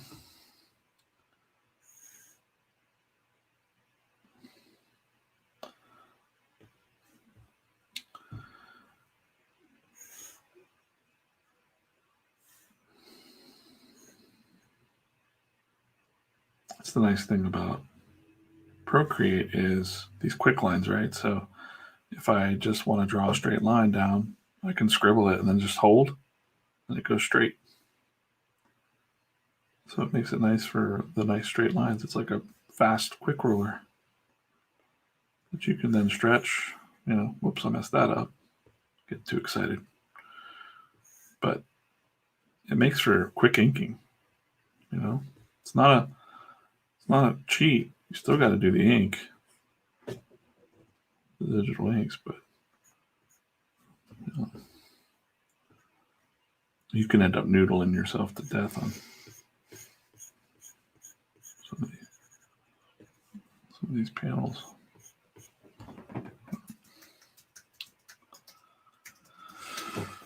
Okay, cool.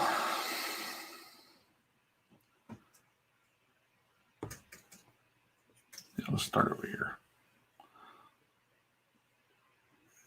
We'll just do that. We'll start on this side and try to stay instead of me jumping around. And again, I've been a fan of, like I said, about Darwin Cook and Chris Samnee and Alex Toth. And when I think about their backgrounds, if you go back and look at some of their backgrounds are really detailed, but some of them are just like you know, kind of cartoony, and they're just subtle. Like even like something like that. Just be like a drop shadow in the window. Lines don't touch, really, sometimes.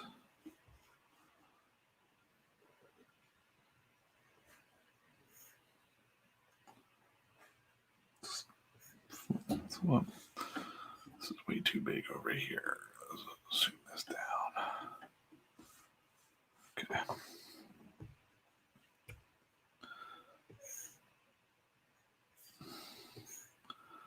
And I'll be able to do a lot in color as well, so I don't want to, you know, go too nuts here. This car is I don't draw good cars, guys. This looks like a toy car. Listen, I can't be good at everything.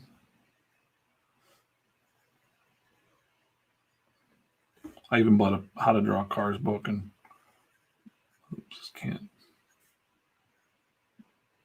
So most of my cars look like sporty little bubble cars or some toaster vehicles.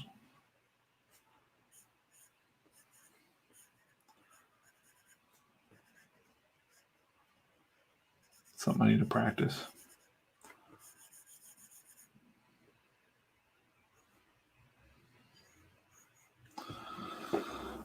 Mm-hmm.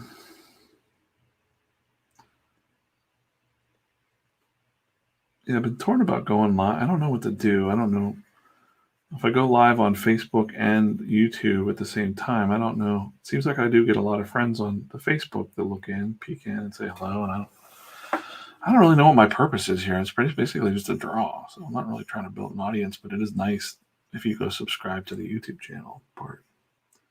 It's because it's nice to look at the thing and go, oh, look, the numbers are growing a little bit.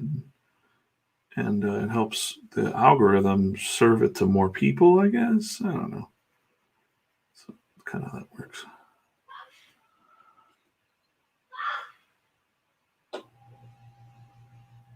Oh, I don't know what that means. I think I heard my little brother just scream, "What the F? My dad is going to kill him." Yeah.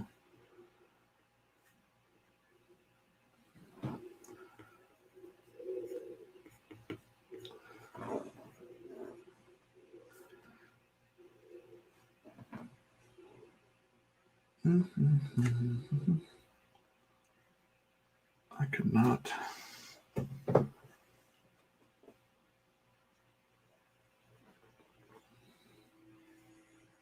you ever look at cars and go, it looks like a face with teeth?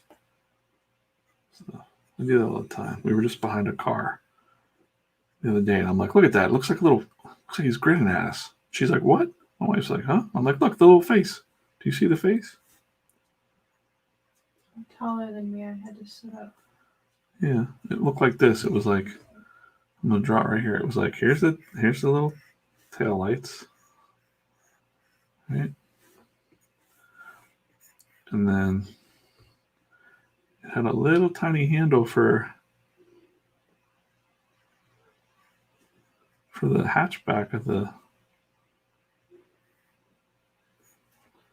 car, and I was like, it's like a little guy going, hey, how's it going?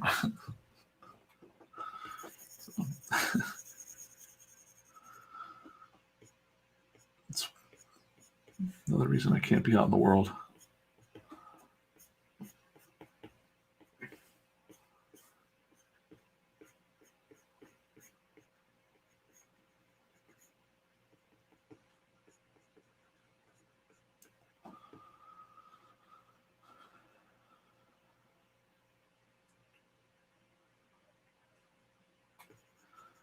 Oh yeah, I did watch the movie Cars, and my son, who's watching this video right now, who's now an old man, actually had a Lightning McQueen car that he drove around the yard. Was it Dylan or Dakota? I don't remember. It was Dakota. I think you guys all drove around that Lightning McQueen car in the yard. And then the battery would die, and I was like, damn it. Come on. And that was Dylan.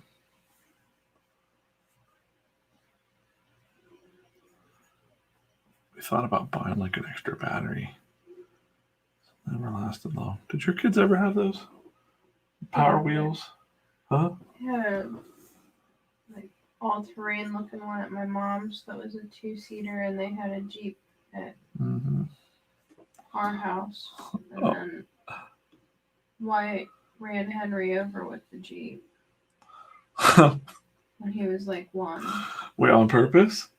Wyatt ran down Henry with a Jeep? He didn't try to not run him over. Yeah, it was Dakota's. It was Dakota's, and Dylan was too heavy, he says, to ride in it. Yeah. I'll get you a Power Wheels now. Well, I did get you a Power Wheels. It was called a Fiat. Dylan got that himself. Right? Yeah, Dylan got that himself. But I mean, we helped him get it was like a life-size Fiat. A life-size Power Wheels. It's a tiny little car.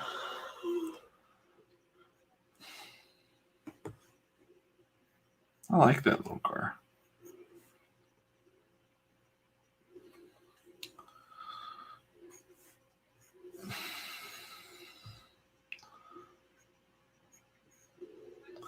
My car's dead.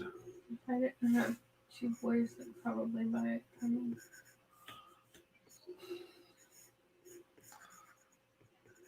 Yeah. My next vehicle's a truck. My next vehicle is probably a bus. Mm-hmm. All right. Well, that's a shitty looking car. But, yeah. I'm not going to worry about it too much. You know, we got to move on to this toaster vehicle over here.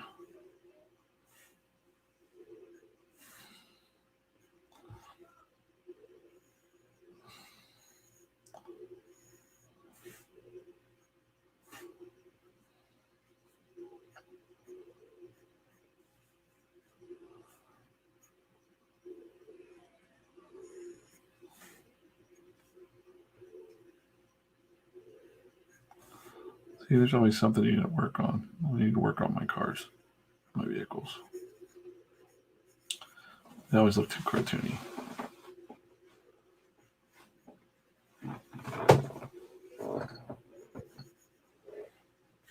But damn it, I'm just going to do the best I can. It's the best I can do right now. I'm not going to let it stop me. If you don't like the way I draw cars, well, then you don't have to look at my comics. You can just move on.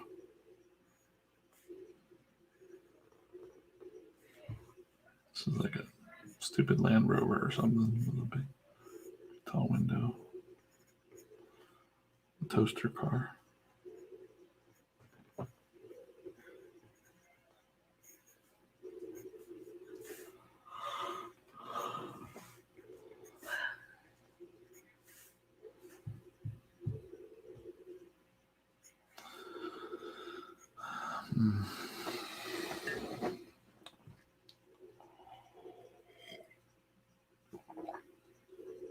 But again, they're so small.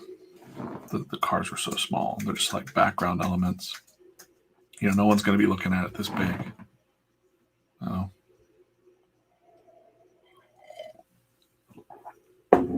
I'll fix this car. This isn't right. We're going to fix it right now. I don't like that. Come on.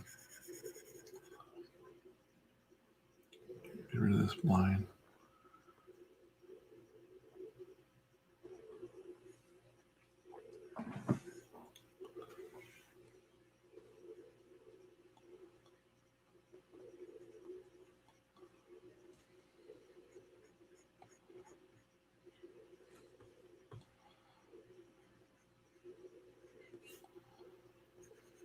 We're going to fix it. We're going to fix this bumper back here. I'm just drawing it live now.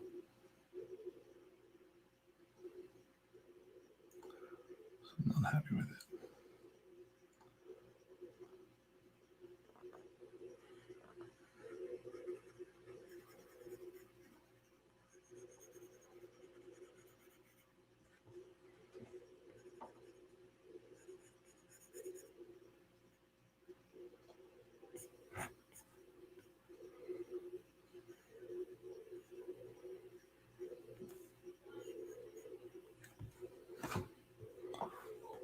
little bit better.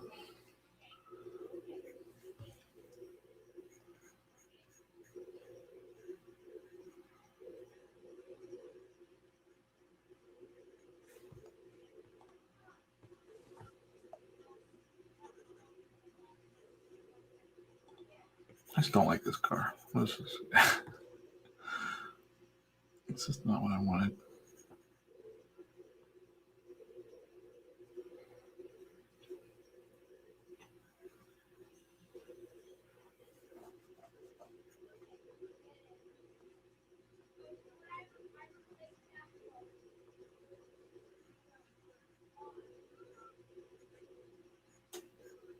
Turn signals.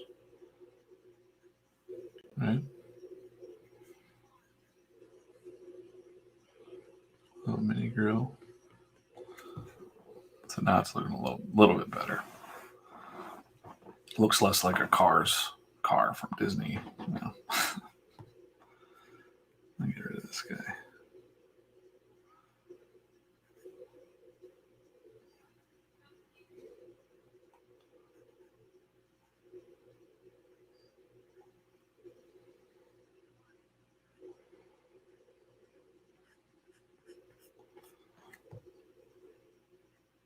All right, we're gonna stop noodling with that. That's better.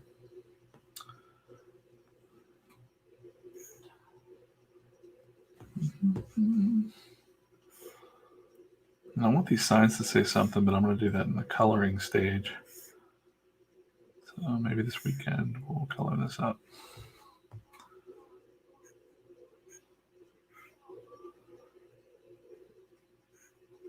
It's my goal this weekend to pull ahead a little bit on my schedule.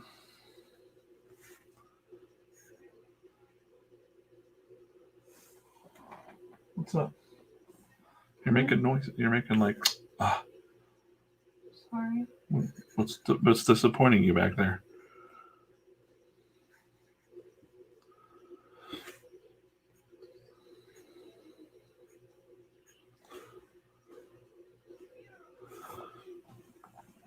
Okay.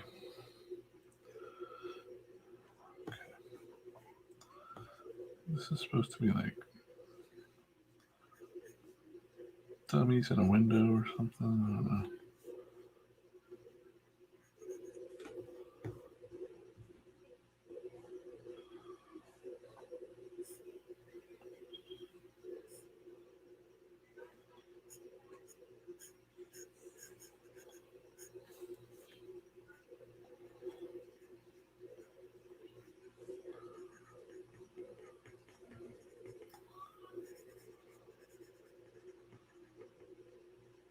Dylan says, I disappoint. Are you guys talking? No? No? No, she's not disappointed in you. I think she was looking at fish or something. Are you looking at fish? No? She's tired. She worked hard all day. Hauling flowers around and busting ass over there. West Irvington. Wake up too early. You woke up too early? Mm-hmm. What time? You woke up around 6:30. Mm-hmm.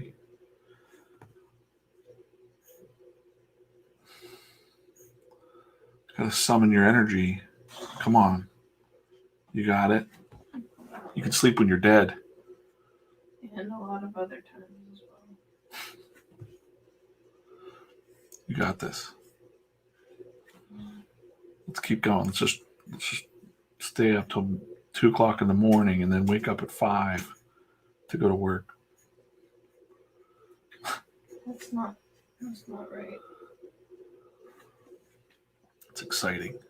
I get up at 6, maybe earlier tomorrow. You can do it. Get more plants. Who's with me? Nobody. Nobody? Come on, it's Wednesday night. It's over the hump. We're going over the hump together. We got this. Come on. It's Weekend's just getting started right now. A weekend. What's a weekend? Oh, yeah, you got work to do this weekend. Every weekend. It's May Mart at the West Overton Village and Museum, Scottsdale, Pennsylvania. Tiny May Mart. Tiny May Mart. People have to wear masks still? No? Outside? Or how's that working? I don't know anymore. You don't know any? It's over on the 31st, so I'm done paying attention to it. Let's see. Okay. I hope they'll wear a mask, but I don't want to fight with anybody. And they're outside, and they might be vaccinated, in which case the CDC says you don't have to. Yeah.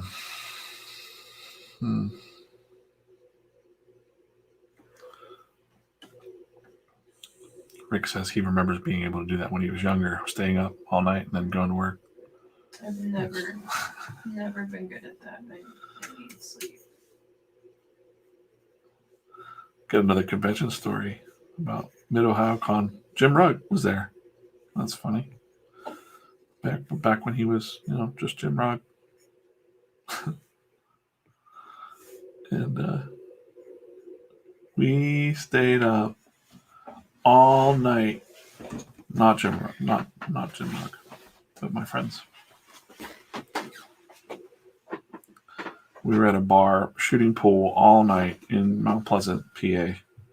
And we had to be in Columbus, Ohio the next morning at the ass crack of dawn to get our table. Or no, we didn't have a table at that show. I was just walking around and promoting my brother-in-law's our label at the time, I guess you could say, Dark Dragon Press. Jim Rugg was going to be on that label as a book called The Happy Bastard, which is amazing. I hope that one day he dusts that off. It was like his superheroes stuff. It was so good. And then I had a white face character. It was like a jester clown. Anyways, we stayed up all night shooting pool and getting drunk. And then I had to come back and format some flyers at Cliff's house, and they all passed out. And I'm like, 2 hours to go. And they're like, wait, it's a 3.5 hour drive, 4 hour drive from here to Columbus. And I was ready. I'm like, let's go, guys. And they're all dying. And I'm like, let's go.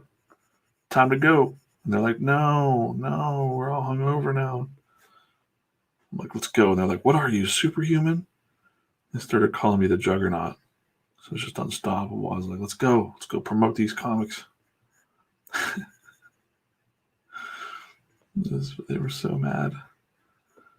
And we got there and everybody was a zombie except for me. I'm just going around handing out my flyers. We were promoting The Happy Bastard on one side, and we were promoting that was Whiteface on the other. We had another book too. I can't remember this. None of those books ever came out. Happy Bastard was a mini comic, and I don't know what happened. I just think that Cliff probably saw it as what it was. Pretty much a money dump back then in the late 90s, before the internet. He would have had to have. Oh, no, I know what it was. I think Diamond turned him down. Diamond turned down Cliff because they were black and white books. Ha.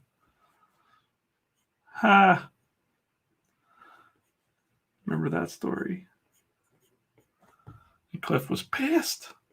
And I'm like, yeah, man, that's just how Diamond is. And then back then, it cost $2,000 to, maybe more than that to print your comic book. And you're going to sit around with thousands of books. But Cliff thought for sure, and I did too. I thought, well, there's this artwork. This artwork is good. This is fun. Label. he's got the money to print it, but we just needed distribution, and that was the only game in town. So Diamond killed Dark Dragon Press. I was used to it. I was even young in that game. I was still like, yeah, it happens. Diamond's not going to pick up things that they don't, that they think are a gamble. Back then, if it wasn't Caliber, if it wasn't like a label that had a name,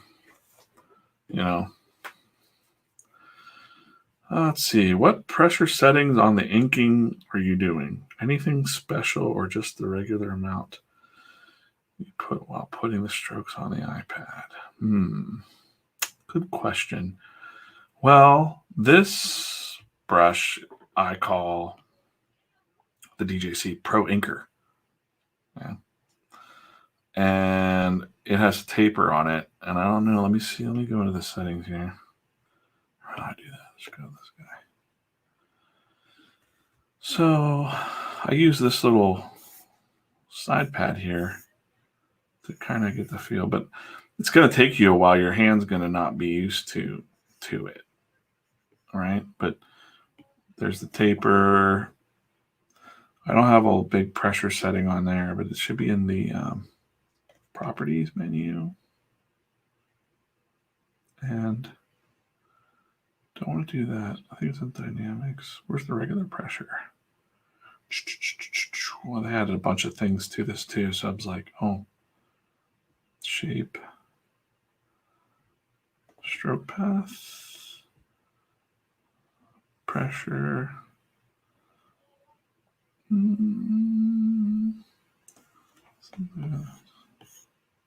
My pressure set to 0, but I did have a little bit of opacity there on that taper. But yeah, I mean, it's the real trick, Jay, is the brush size slider. So I give myself it's a really thin brush, right? That's 4%, 5%. Get rid of those lines, but it'll taper out. That's what that taper is about. If I push, not a whole lot, because I don't want to hurt my iPad, but thin to thick, just like a real brush or a real felt tip or something. And then I have another ink brush in here called, I don't have it in this set because I'm not using it for this comic because I was only going to use Secret Set, but it's in my regular pencils ink. It's called the Old School Inker, and that's more like that one's set to pretty about mid-size, and that's got that. Oh, look at that! Like that's real sensitive. Like if I just wanted to get in here and really,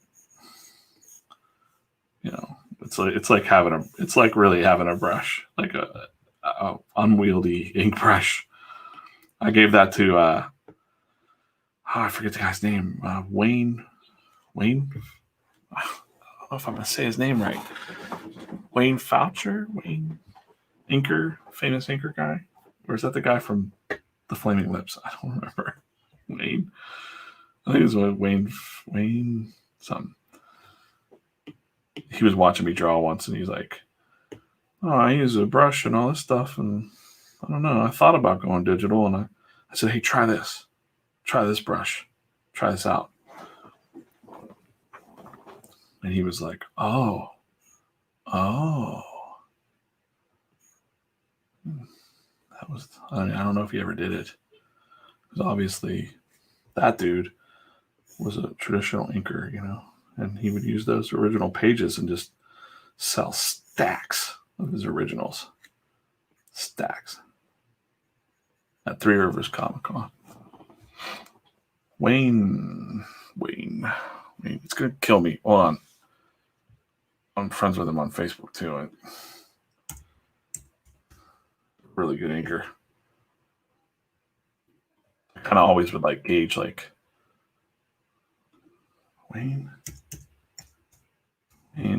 Wayne Foucher. Yeah.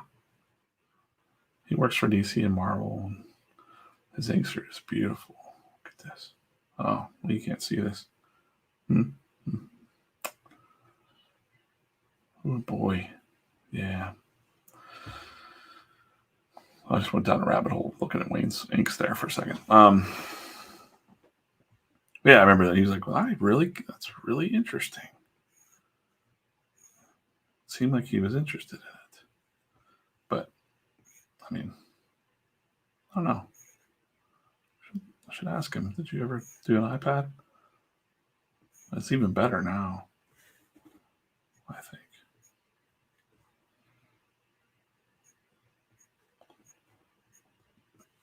Mm-hmm. Yeah, a lot of city scenes are just a lot of noodling. I mean, this is going to take a couple hours to ink this panel up. And isn't that crazy? Comics are crazy. Because I'm going to spend all this time just setting this scene, and you're only going to look at it for like a millisecond. But it's important to the whole thing, because we got to set that tone of, we went from the Badlands, this crazy thing happening, to a normal street scene. He's having a cup of coffee, he's reading the newspaper, she's bringing him a refill. You got to have that believability, or the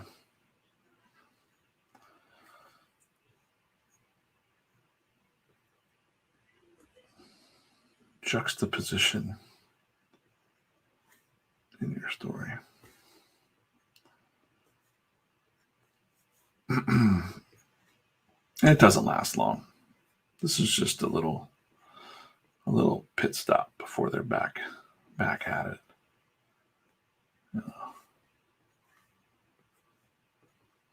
You got to decide too, like, I don't know how many pages this is going to be at. 22 to 24 page book.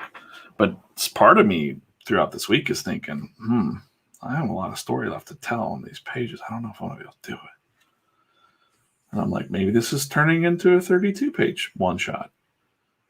Standalone. That would make sense. But then I'm like, that's not what the original plan was, DJ. You gotta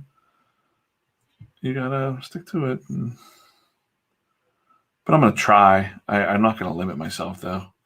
If I can get it down to 22 to 24 pages, one shot, like, the basic goal for me is, can I tell a satisfying story that you don't need to buy issue 1, issue 2? I could just give this to Rick, and his son can read it and go, that was sweet.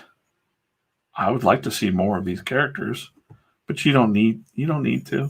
Like, you could just put it down and go, that was nice. I'll never want that again. Or you do want to see more, and the next issue that you get, you didn't have to buy 10 issues of it. You just got a new adventure, just like a TV show, or like a little animated, ditty. Because that's how comics used to be before my time even. It used to be that you pick up a newsstand comic, and a whole adventure would take place in 16 pages. The decompression of comics only started to happen after, the late 80s, right? The Talking Heads, and I don't know.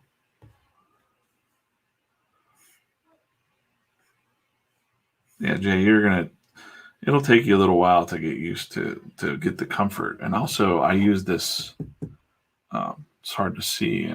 Well, you can't see it at all, but I use this matte finish cover on the iPad screen too. It's just a real cheap Tech Armor cover, because it gives me a little bit of tooth. It feels like paper to me. But that paper-like one, don't get that, because that's $30 and it's stupid. You can see I got a review on my YouTube channel too, and it's ridiculous. Those people are always trying to get me to try it again. I tried it twice. I bought it both times. And they're like, we'll send you another one to retry. I'm like, no, I don't want to. So for some reason, people are watching my review that says honest review, and they want me to say nice things about their product. I'm like, no, it's still kind of $30 for a screen cover whenever I can do 2 for $9. It does the same job. And this one I haven't changed in like a year or something since I got this iPad. So this is, well, I don't know when I got this, last March. So yeah, I haven't changed this screen cover in a year.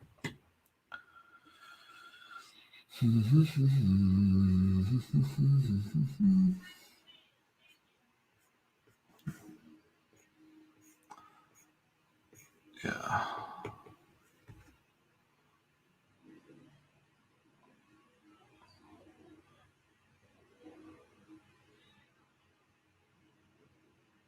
Yeah.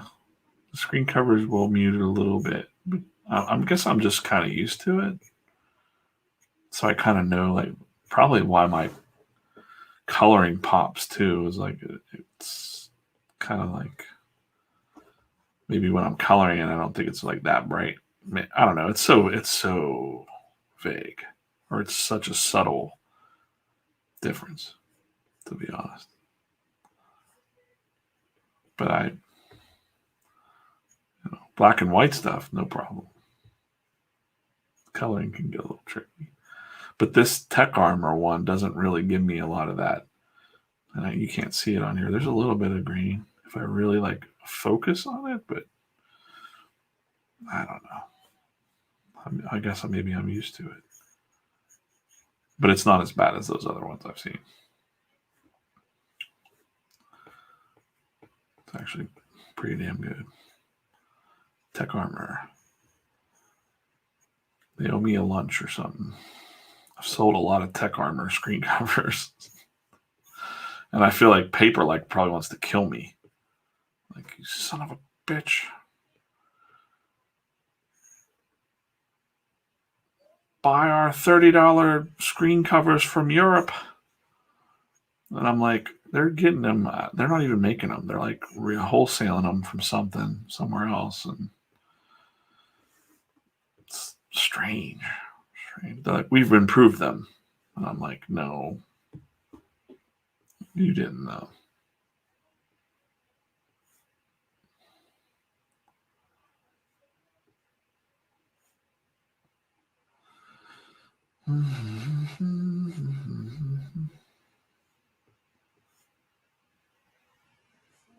Yeah, when I was drawing this scene, I said something about, I didn't need reference. I just kind of noodled it out, figured it out. Figured out the perspective and stuff all without rulers, really. It's probably not completely correct, but it's good enough for a comic book. It's not a portrait. We're not painting the Sistine Chapel here. We're telling a comic book story. But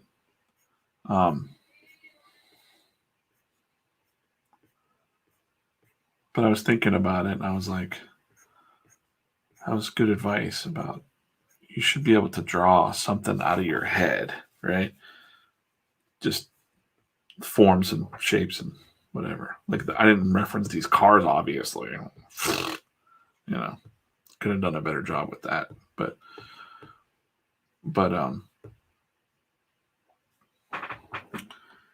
the word draw itself, to draw, you're drawing out something from your mind to paper or pen. You're drawing it forth into the world. That's kind of neat. And I just feel like these places need to live in your head. Like this cafe. Just like wrought iron gate thing, and like a little bit of noodling. And I'll just sort of draw that live. Because it's so small. No one's ever going to blow your artwork up. After it's shrunk down, it looks nice, tight. These plants that are on the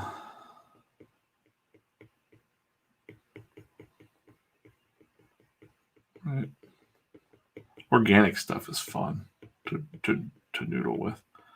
I used to think it was a pain in the ass to be like, oh, there's bushes and trees and the flowers and stuff. Now it's kind of fun. I just draw like a doodly vine down the side, like, plants that are hanging over, mossy stuff. You get to get all Bob Ross in there, like, oh, little happy little planter. Happy little planters down this.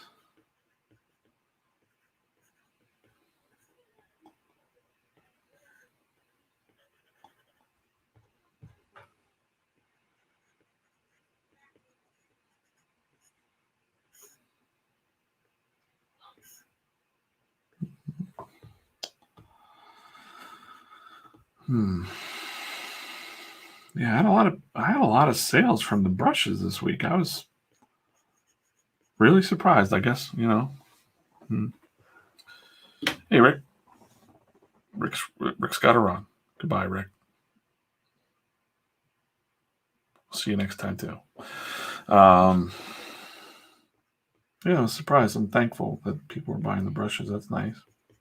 But I was surprised. Like, I got a lot of questions. People were like, how do I install these? Because I didn't put install instructions in there. So I did record a little video to send to people that if they need.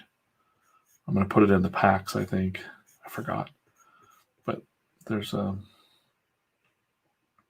made a little video that just shows how to drag and drop them right in the iPad. But and then I have some more brushes too. I was messing around with a little bit. I need to not do that because, like, brushes, if you've just started doing digital, there are literally thousands out there. Thousands. I probably have 1,000 brushes from other people's packs that I buy. And then I get them and I go, no. This one looks cool and you can see them doing things with it. But just like with any tool, it's not going to magically draw this shit for you. But you got to get the feel right and kind of, even this ink brush that I'm using now, I just had to make it myself based on some, noodling around and some settings and stuff. But it just reminds me more of like a Micron pen or something like that actually has more line width to it.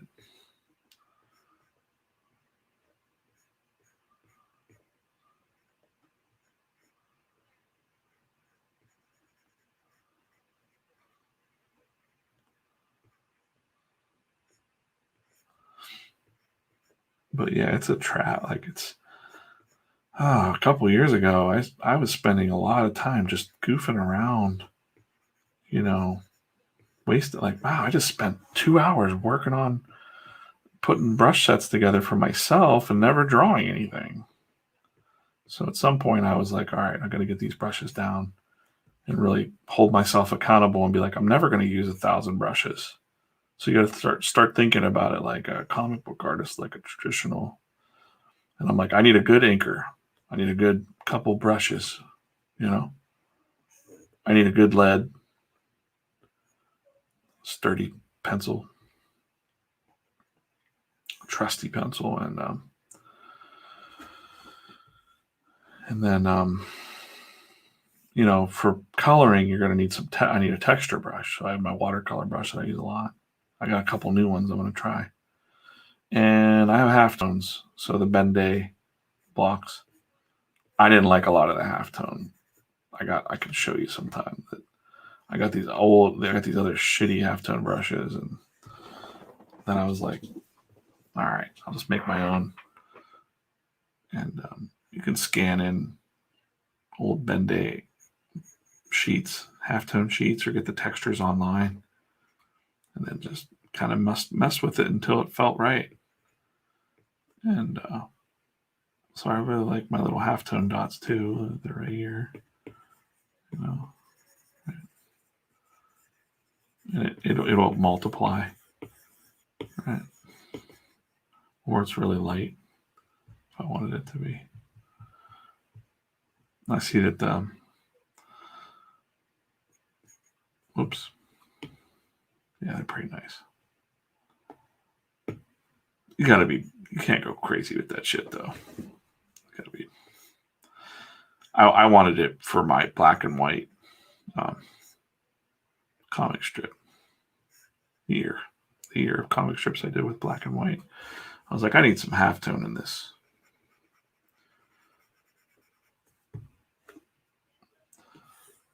And so it was. There's better sets than mine for halftones though. So I'm sure. But I've got some real stinkers from some sets too.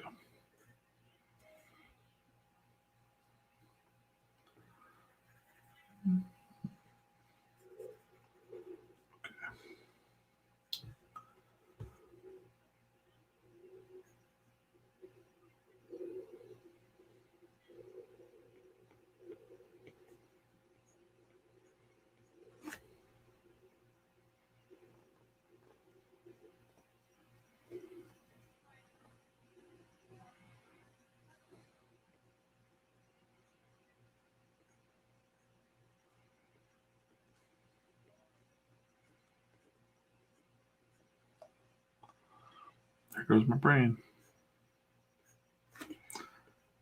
If I weren't talking out loud, I'd be really in a zone, just kind of getting into these lines. There's a lot of them here.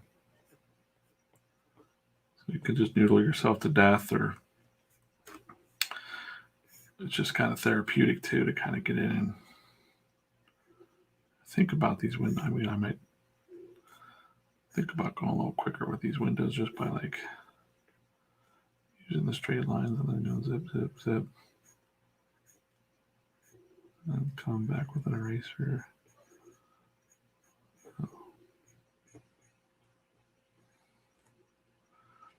And then one of the little tricks you can do with old windows is you can just put a little thing up there. That's like the thing. Right.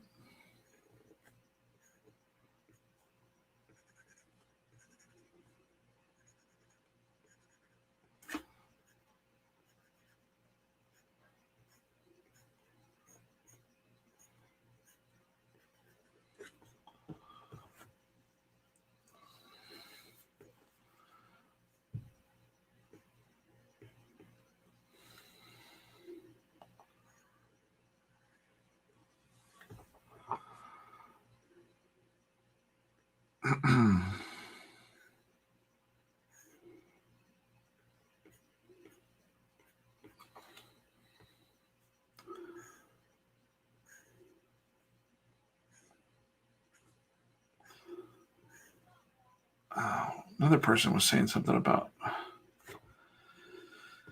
saw the conversation on comics being relevant or not relevant because of cartoon, because of movies and animation and blah blah blah blah blah. And the person said, "Oh no, comics are always going to be something." Other people were like, "No, it's all obsolete." But really, it's the guy was saying that comics are magic because here we are, it's just me. I'm drawing this whole set right out of my head. Think about that. Think about how much this would cost to pay these actors and build these sets and the screenwriters and all those names at the end of credits of movies. It's very expensive. But I can sit down, one man, every once in a while, a good team, or a good writer, artist, colorist, comic book team. But a one person could sit down and do this whole thing, whether it's good or bad, who knows? But can't do that with a movie,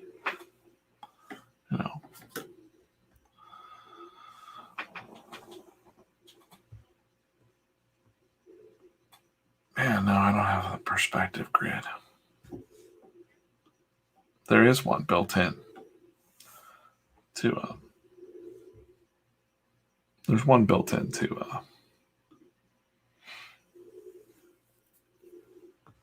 Procreate, but no, I don't use it.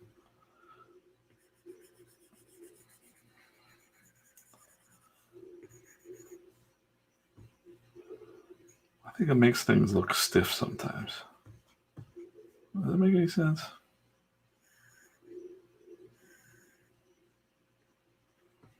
Sometimes when things are too straight or, too on model, it doesn't look real.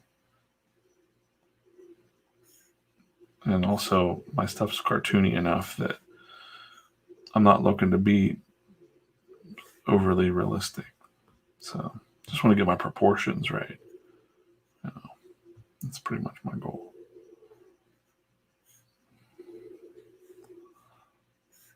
And I've kind of, I don't know, it's hard to explain. It's a little off sometimes, but like I was explaining in one of the other videos, I think if you've done this long enough, you kind of see those lines without them being there.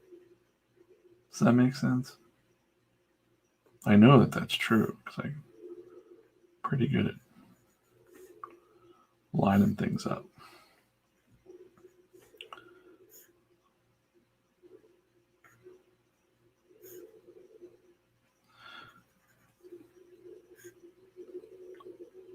Then you got crazy dudes like Zhengji guy, Korean guy that can, I think he's Korean. He can just draw stuff right out of his head without sketching at all. And just fill a whole page up. That's bananas. Automatic drawing. That's what they call that. Google that. YouTube that. Automatic drawing. That is bananas. I can't do that. But I do feel like if you've done this long enough, you see the grids, And also it's just a matter of, not that I'm lazy, I'm just time constrained. So for me to lay out all those lines and be perfect. Now, if I was doing something, I don't, who knows? I don't know.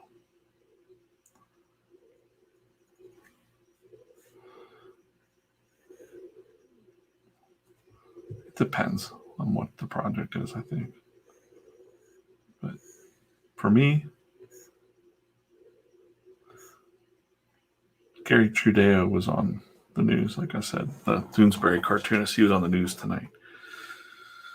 And he said something that a lot of comic strip artists know, and that I know from doing it too, is that he said he wishes that he could be more perfectionist, but with deadlines that he has, because he's a daily syndicated comic strip, And I once had a syndicated comic strip.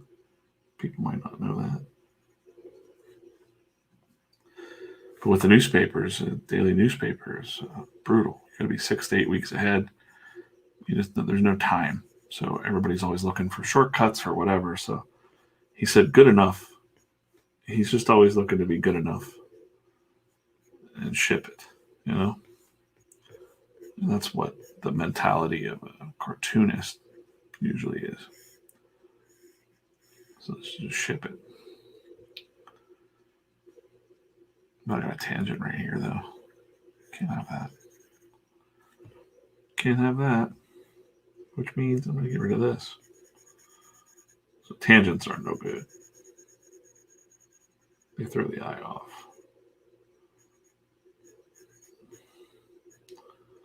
You don't want that. So I want this bar, but I don't want it to look like. So we're just going to get rid of it. No more. No more. It's not happening.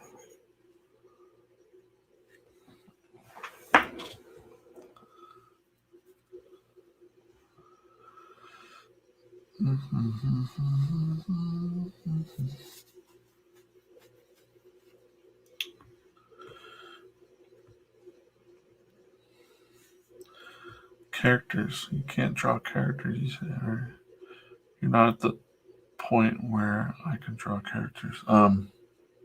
Yeah, do life drawing. There's a cool website that gives you poses. I forget what the site's called. but it just gives you a pose for every, I'm going to look it up right now real quick. Maybe we'll do one. I should have it in my bookmark it. Boop, boop, boop, boop, boop, boop, boop, boop. No, fighting poses. Oh, quick pose life drawing. Let's do that. Quick poses. So quickposes.com. Check this out. You give it a time frame. Oh yeah, let's do one real quick. Let's just do it. Sometimes I do this just for fun. So when I said earlier that I don't doodle, this is kind of fun. So these are all from quick poses, gesture drawing. All right. So then we're gonna look. I've done quite a bit of them. Oh shoot! All right, let's just start a new one. Turn that layer off. So then I want to bring this guy over here, side by side, and then you can set an interval, 60 seconds, or I don't know, 300 seconds. Let's just do 180 because, all right, and then you just you can work on your chiaroscuro technique, right? Or female silhouette, femme fatales, warriors, please be seated. Work on the chiaroscuro. What I was talking about earlier is really good for comic book artists. So let's just start it, right? And then look, I don't even have my right pencil selected. So I'm just gonna look at the form. Well, I shouldn't even be doing this live, but you can skip it if you want. I don't know what the timer will do, but really it's just about her head's tucked behind that. So this guy's head's right here. His arms are, down here, his hand. Just those real quick.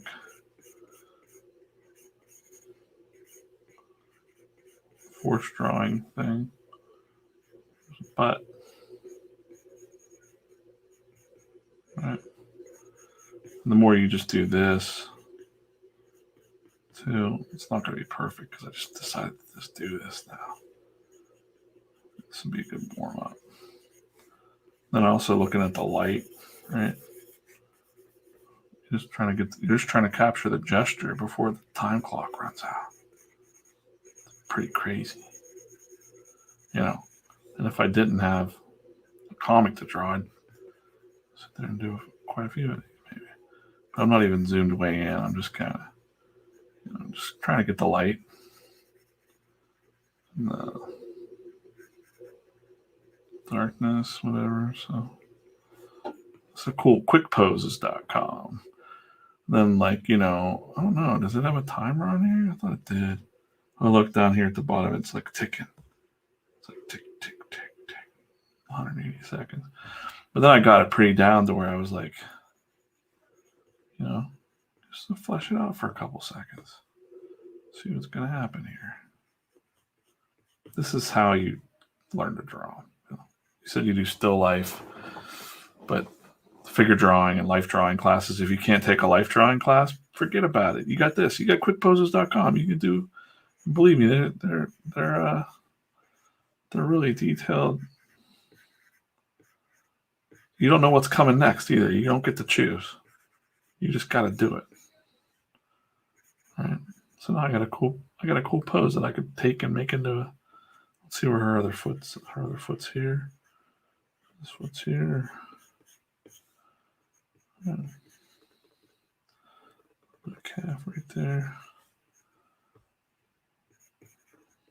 Oh, it's gonna run out. Here it comes. Next picture. Gonna have to get ready. All right, let's just wait for it to run out. It's gonna go to the next one. It's like Russia. Oh, whoa, okay.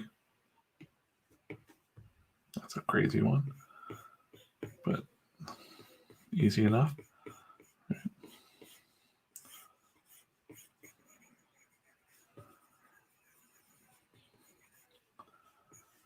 She's pretty long there.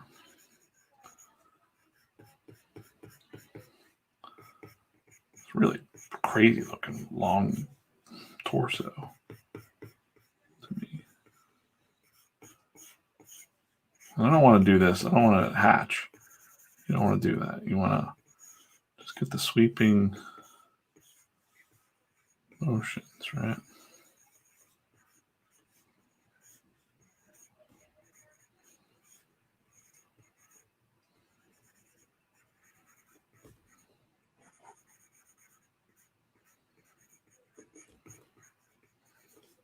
Then her hair is coming down her back to about mid-back.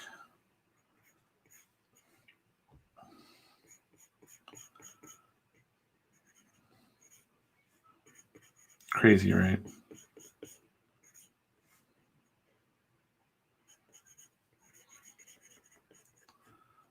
Then again, I'm just looking at, well, we're going to have to just see what's going on with this thing.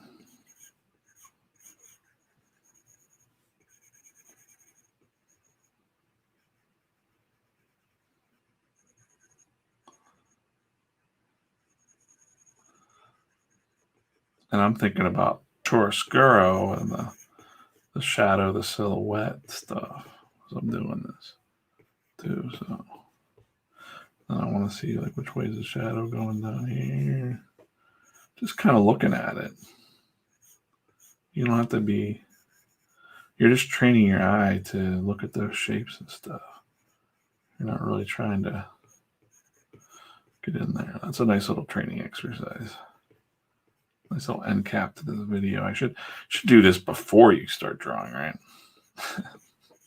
Or rendering. But it does help you work faster with the forms and stuff.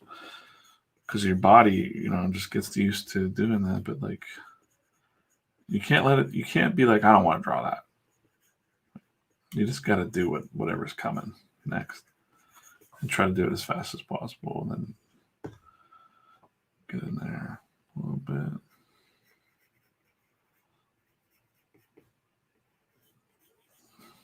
Now I'm just trying to study the light too. That's the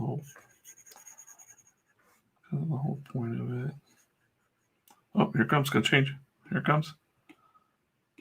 Oh, this one's cool. All right, so this one's like, you know, we know that there's a man here. That's the main form I'm seeing right there. It's his leg.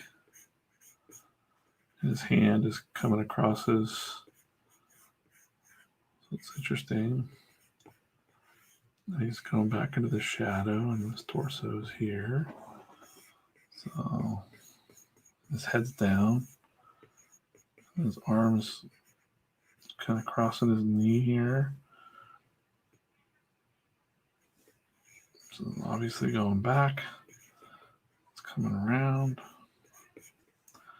We don't see the other thing, but it's his other kneecap. It's kind of falling into the shadow.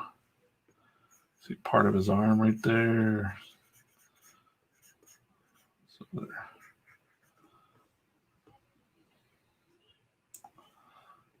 Right. Now,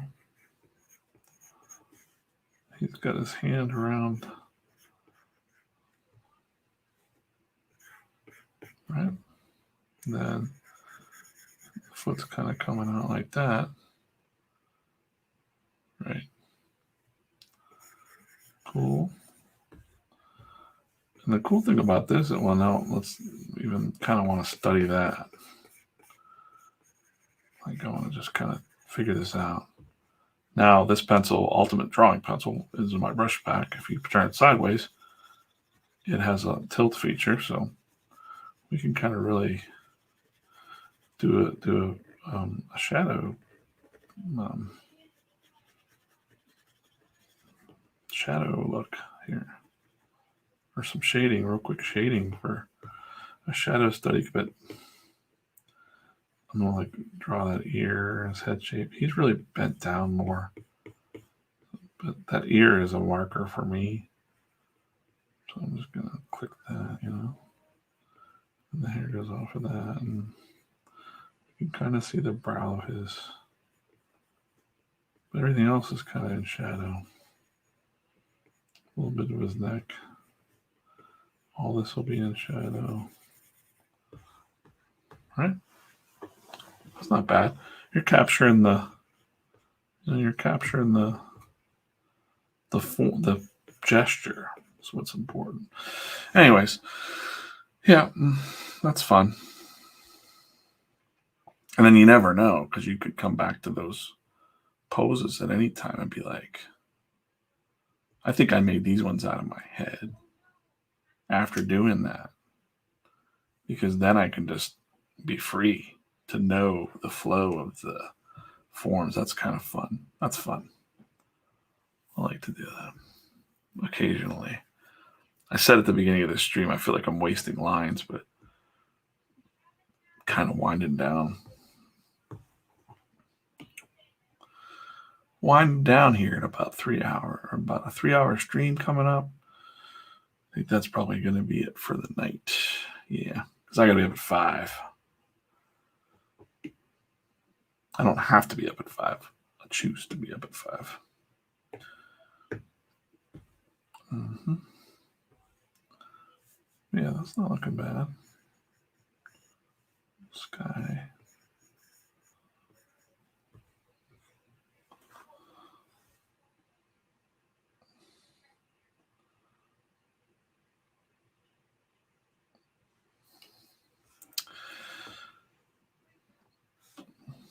Let's see what you said there. Oh, you're supposed to be taking notes for your drawing class, or for our class. Losing my drawing time. Told myself, yeah, I'll get off of here. Start drawing some stuff. Draw those roller skates.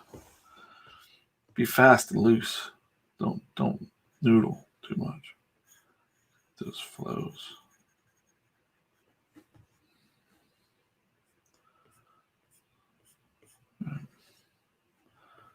This is actually a shadow of the plant. Like this, the light is coming through. The shadow of the bars. And then all this is black back here. It's what Alex Raymond would call the black areas would be just pools of quiet. He would do those first. Like this. All right. We're just they call this spotting blacks.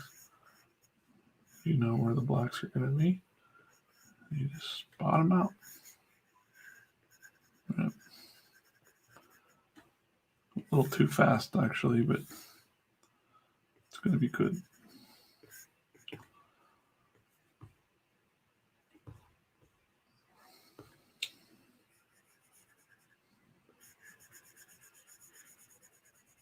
We're using this black to pull us down, pull us this way.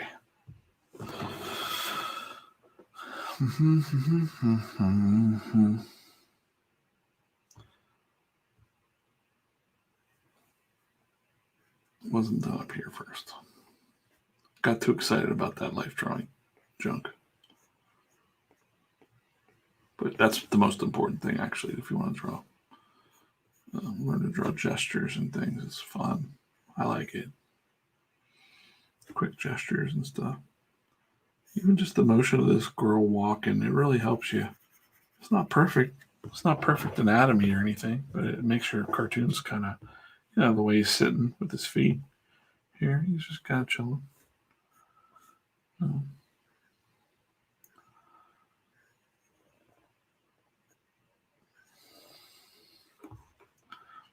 And then, like I said, that's why I like Alex Toth and all those guys, and now Chris Samnee, because like he's all a student of that stuff.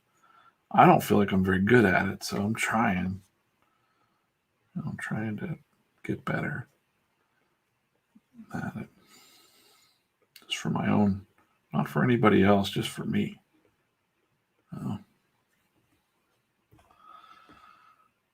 All right, good night. Good night, Rachel. I just feel like she just passed out. Just dropped. Just, nighty night. Saturday, I'll be up. I'll be streaming live Saturday, Eastern Standard Time.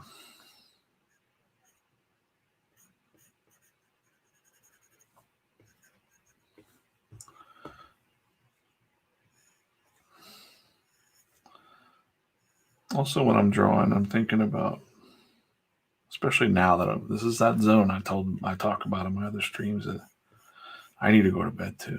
But I'm in a zone right now. I could literally go for 3 more hours. I really could. Not responsible, but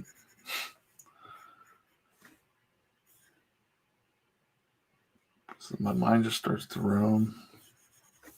I'm just kind of in this,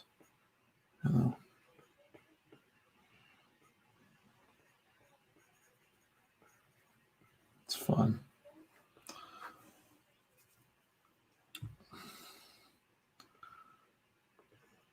I think about my mentors and teachers and people I knew and didn't know.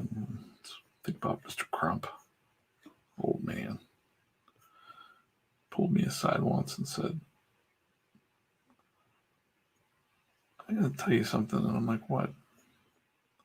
I was like 14. But he could see something. He could see that I was like a cartoonist and I didn't really care about much anything else. And he's like, you should always keep a sharp pencil on you. Always keep your pencil sharp. And I was like, I didn't know what he meant, but I think it was like a metaphor. But I was not catching it at the time. But he was like, always keep yourself sharp.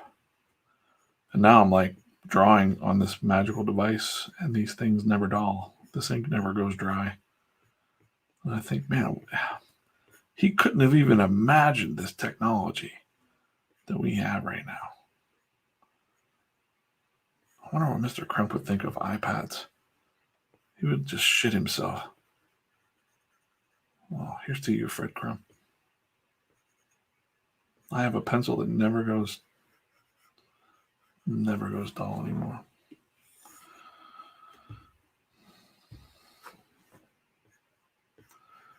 He's a good dude. All of his students come to my blog because I wrote a blog entry about him years ago. And all of his old students find that because it's the only thing that if you search Mr. Crump or Fred Crump, Crump, you'll find my blog. But he was a children's book illustrator, but he also was a school teacher, the raddest classroom ever. We talk about, I just talked a little bit ago about my son in college winning that or doing that turtle. And they reminded me of Mr. Crump's class because he had all these giant paper mache cartoon characters. It was crazy. And I did a Batman from the shoulders up, and everybody freaked out. And they kept it in the classroom. They wanted to show the other students, and I guess that's what happened to my son recently. They kept his life-size sea turtle, and it's huge. They're going to keep it for next year or something, or show the other kids about it. It was like weird cycle repeating. It's weird. I hope he's as clever as me. Stay clever. Curious.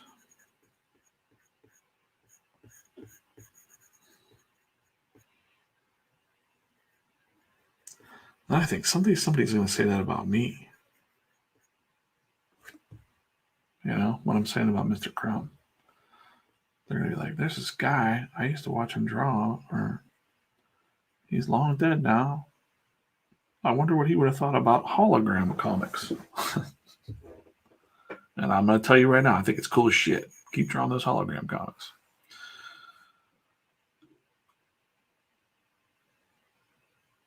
Yeah. Stay clever. And stay curious. Mr. Ed Adams. Old watcher. Reader, friend. Is it weird that I call people friends? I don't know. Names I've seen and people I've talked to over the years and online and have read my stuff, and I just consider everybody my friend.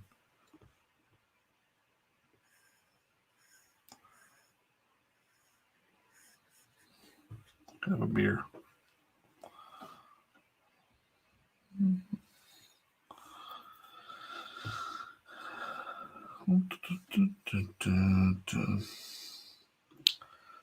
Hey Rachel, I thought you were going to sleep. You gotta go sleep. I thought you passed out. You woke back up. Hey, congratulations on being fully vaccinated. I hope everybody goes and gets their shot. Don't listen to those crazy people that are like, you don't know what the government's doing to you. Don't get that shot. Like, get that shot. Get it. Some people tell me that I saw a post locally here where I live, and oh boy, they're like, I'm not a petri dish or something. And like, do you know what you're eating half the time? All the chemicals and stuff that you're putting in your body, you don't even know what that's doing to you. Go get that shot. Because let me tell you, COVID will mess you up, son. COVID will mess your day up. So yeah, I'm glad that my friends and family and everybody that's smart is getting it. Sorry if you're watching this and you hate me because I got a shot. I'm not going to get political about it. I'm just going to say it's modern science miracle. Holy shit. Get that shot.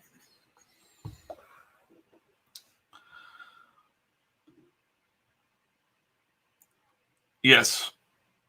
Yes, sir. We will definitely get a beer. South of Pittsburgh.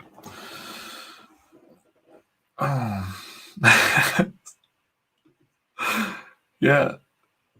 Your 5G reception gets really awesome because of all the Microsoft juice that they're injecting into you. Oh dear. Oh my goodness. What are we doing in this world? Well, I am tired. It's been a long year, so look, my wife and I have been able to get out a little bit because we've been vaccinated for a little bit now, and we've been enjoying going out and having some beers and just being semi-normal. It's weird. People are strange. The world doesn't seem, I don't know, just weird to me. It's strange. It's like Twilight Zone. That's what it feels like.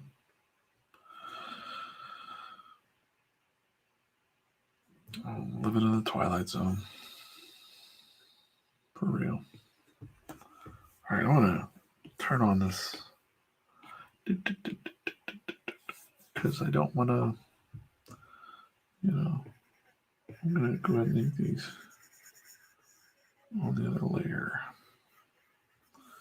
But I don't want to ink through that.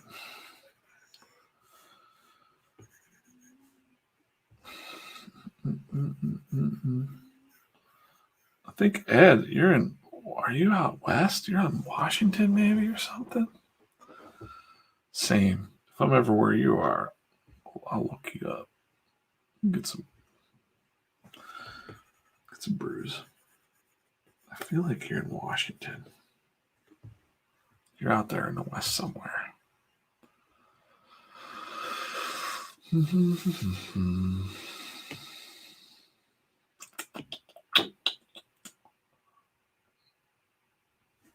What font do I use? Wine Country. What font do I use? I'm using Blambot's. Oh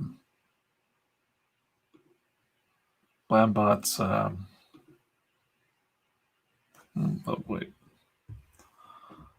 this one's called Spinner Rack, I believe.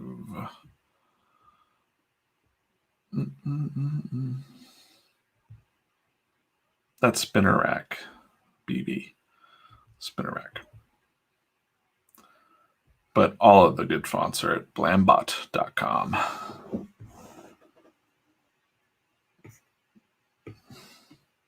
By my good friend Nate Pecos. See, another friend, another old friend.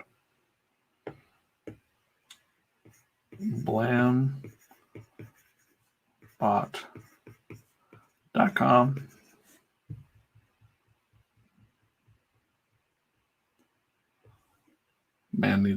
That man needs a star on the comic book Walk Hall of Fame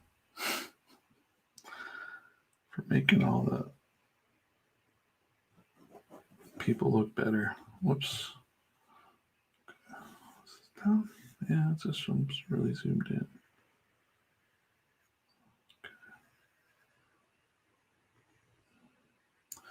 Yeah, there's probably, I know I used to make my balloons in Photoshop and twist the little nodules and the little nodes to curve the balloon lines and all that crap. But I don't know, I kind of like just drawing my own balloons now. Still don't like my hand lettering, so I'm okay with using a font. But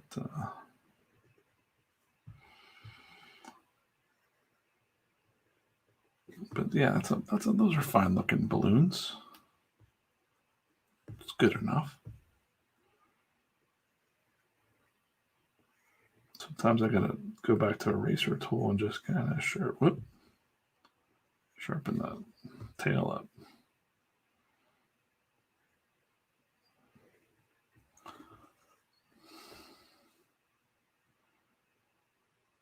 Yeah, I think these fonts are like, there's free fonts out there too. There's free comic book fonts, but I like to support Blambot. They're $20 or something like that. I got quite a bit. There's another one called Ready for Action that's pretty good. There's a manga font that's good for manga stuff. Maybe I should double stream on Twitch. You know, I don't know. I think this app does that, but I don't know. I don't know. So I thought YouTube would be fine, but it seems like I'm getting a lot of people watching on Facebook as well. So might as well. I mean,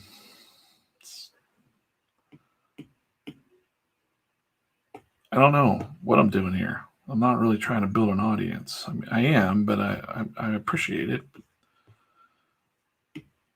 I don't know what the fuck I'm doing. Wait a minute. There they are. I'm going to fade those out. All right, well, I'm just going to get back into inking a little bit more of this panel before we call it quits.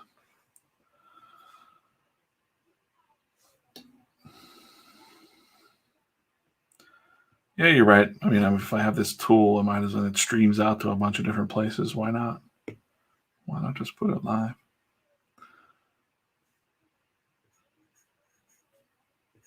I don't even know if people would find it beneficial, but I'm actually hearing some nice. I missed a couple streams because I missed a couple days. I used to like to do it on Wednesday nights and Saturdays, but I missed a couple because of dentist appointment and just one day last Wednesday I was super exhausted and also doing a Harvard course right now. That's taking a lot of brain power. And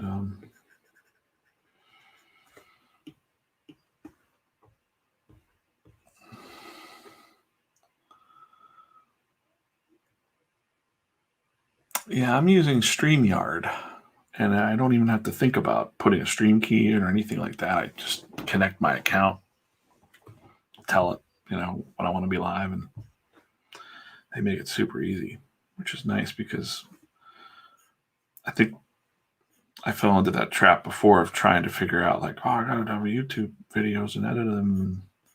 This I just kind of turn on and put the camera on it, and I figured out how to attach my iPad, make it as seamless as possible. There will be no editing of my stream. I'm not going to say anything totally crazy, but I'll go back and kind of timestamp it for YouTube so that it's easy to see. But hey, why not? I can turn on the Twitch and see what happens on there. I have an account over there. I just don't post there. I have an account everywhere.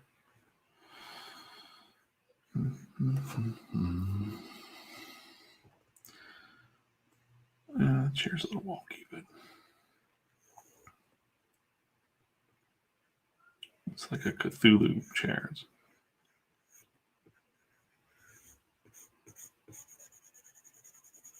I wonder if my wife's passed out yet.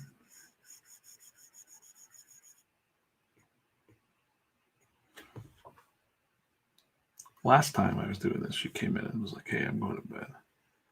I'm like, I should be responsible and I should go to bed too. I'm going to be up in 5 o'clock. But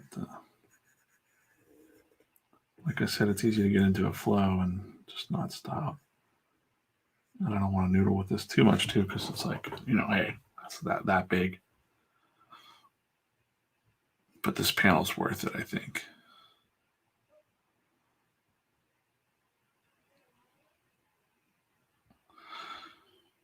Yeah.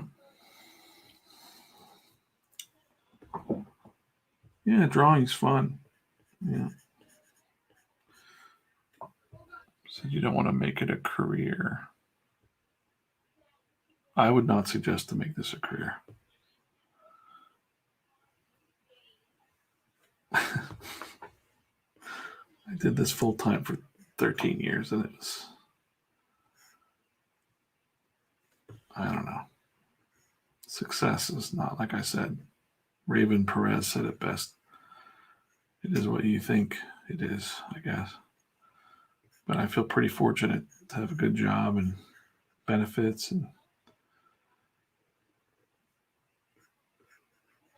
but I still need to draw and tell my stories and stuff. And occasionally I goof around and draw like a wrestling comic for my friends.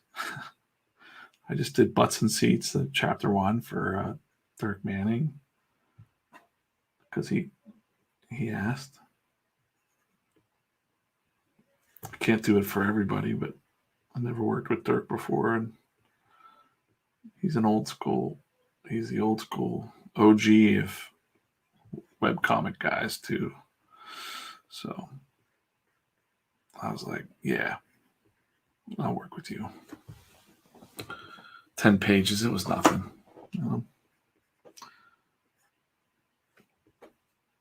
It raised a ton of money for that Butts and Seats comic. Wow. Crazy. I just kind of accidentally became part of a wrestling Kickstarter that broke records or something for a wrestling comic. Crazy. A bunch of good people. Source Point Press is a good independent comic book publisher. I like that guy that owns that.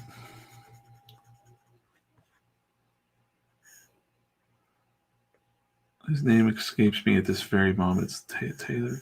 He looks like a Viking.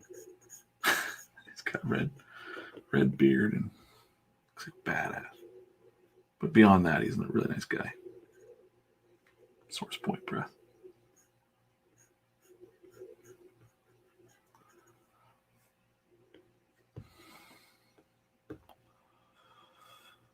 All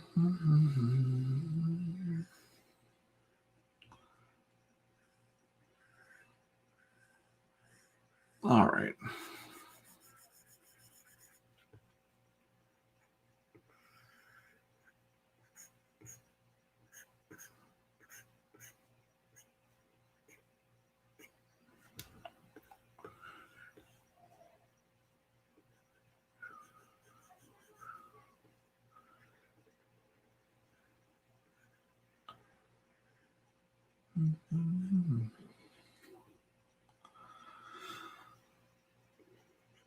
Okay.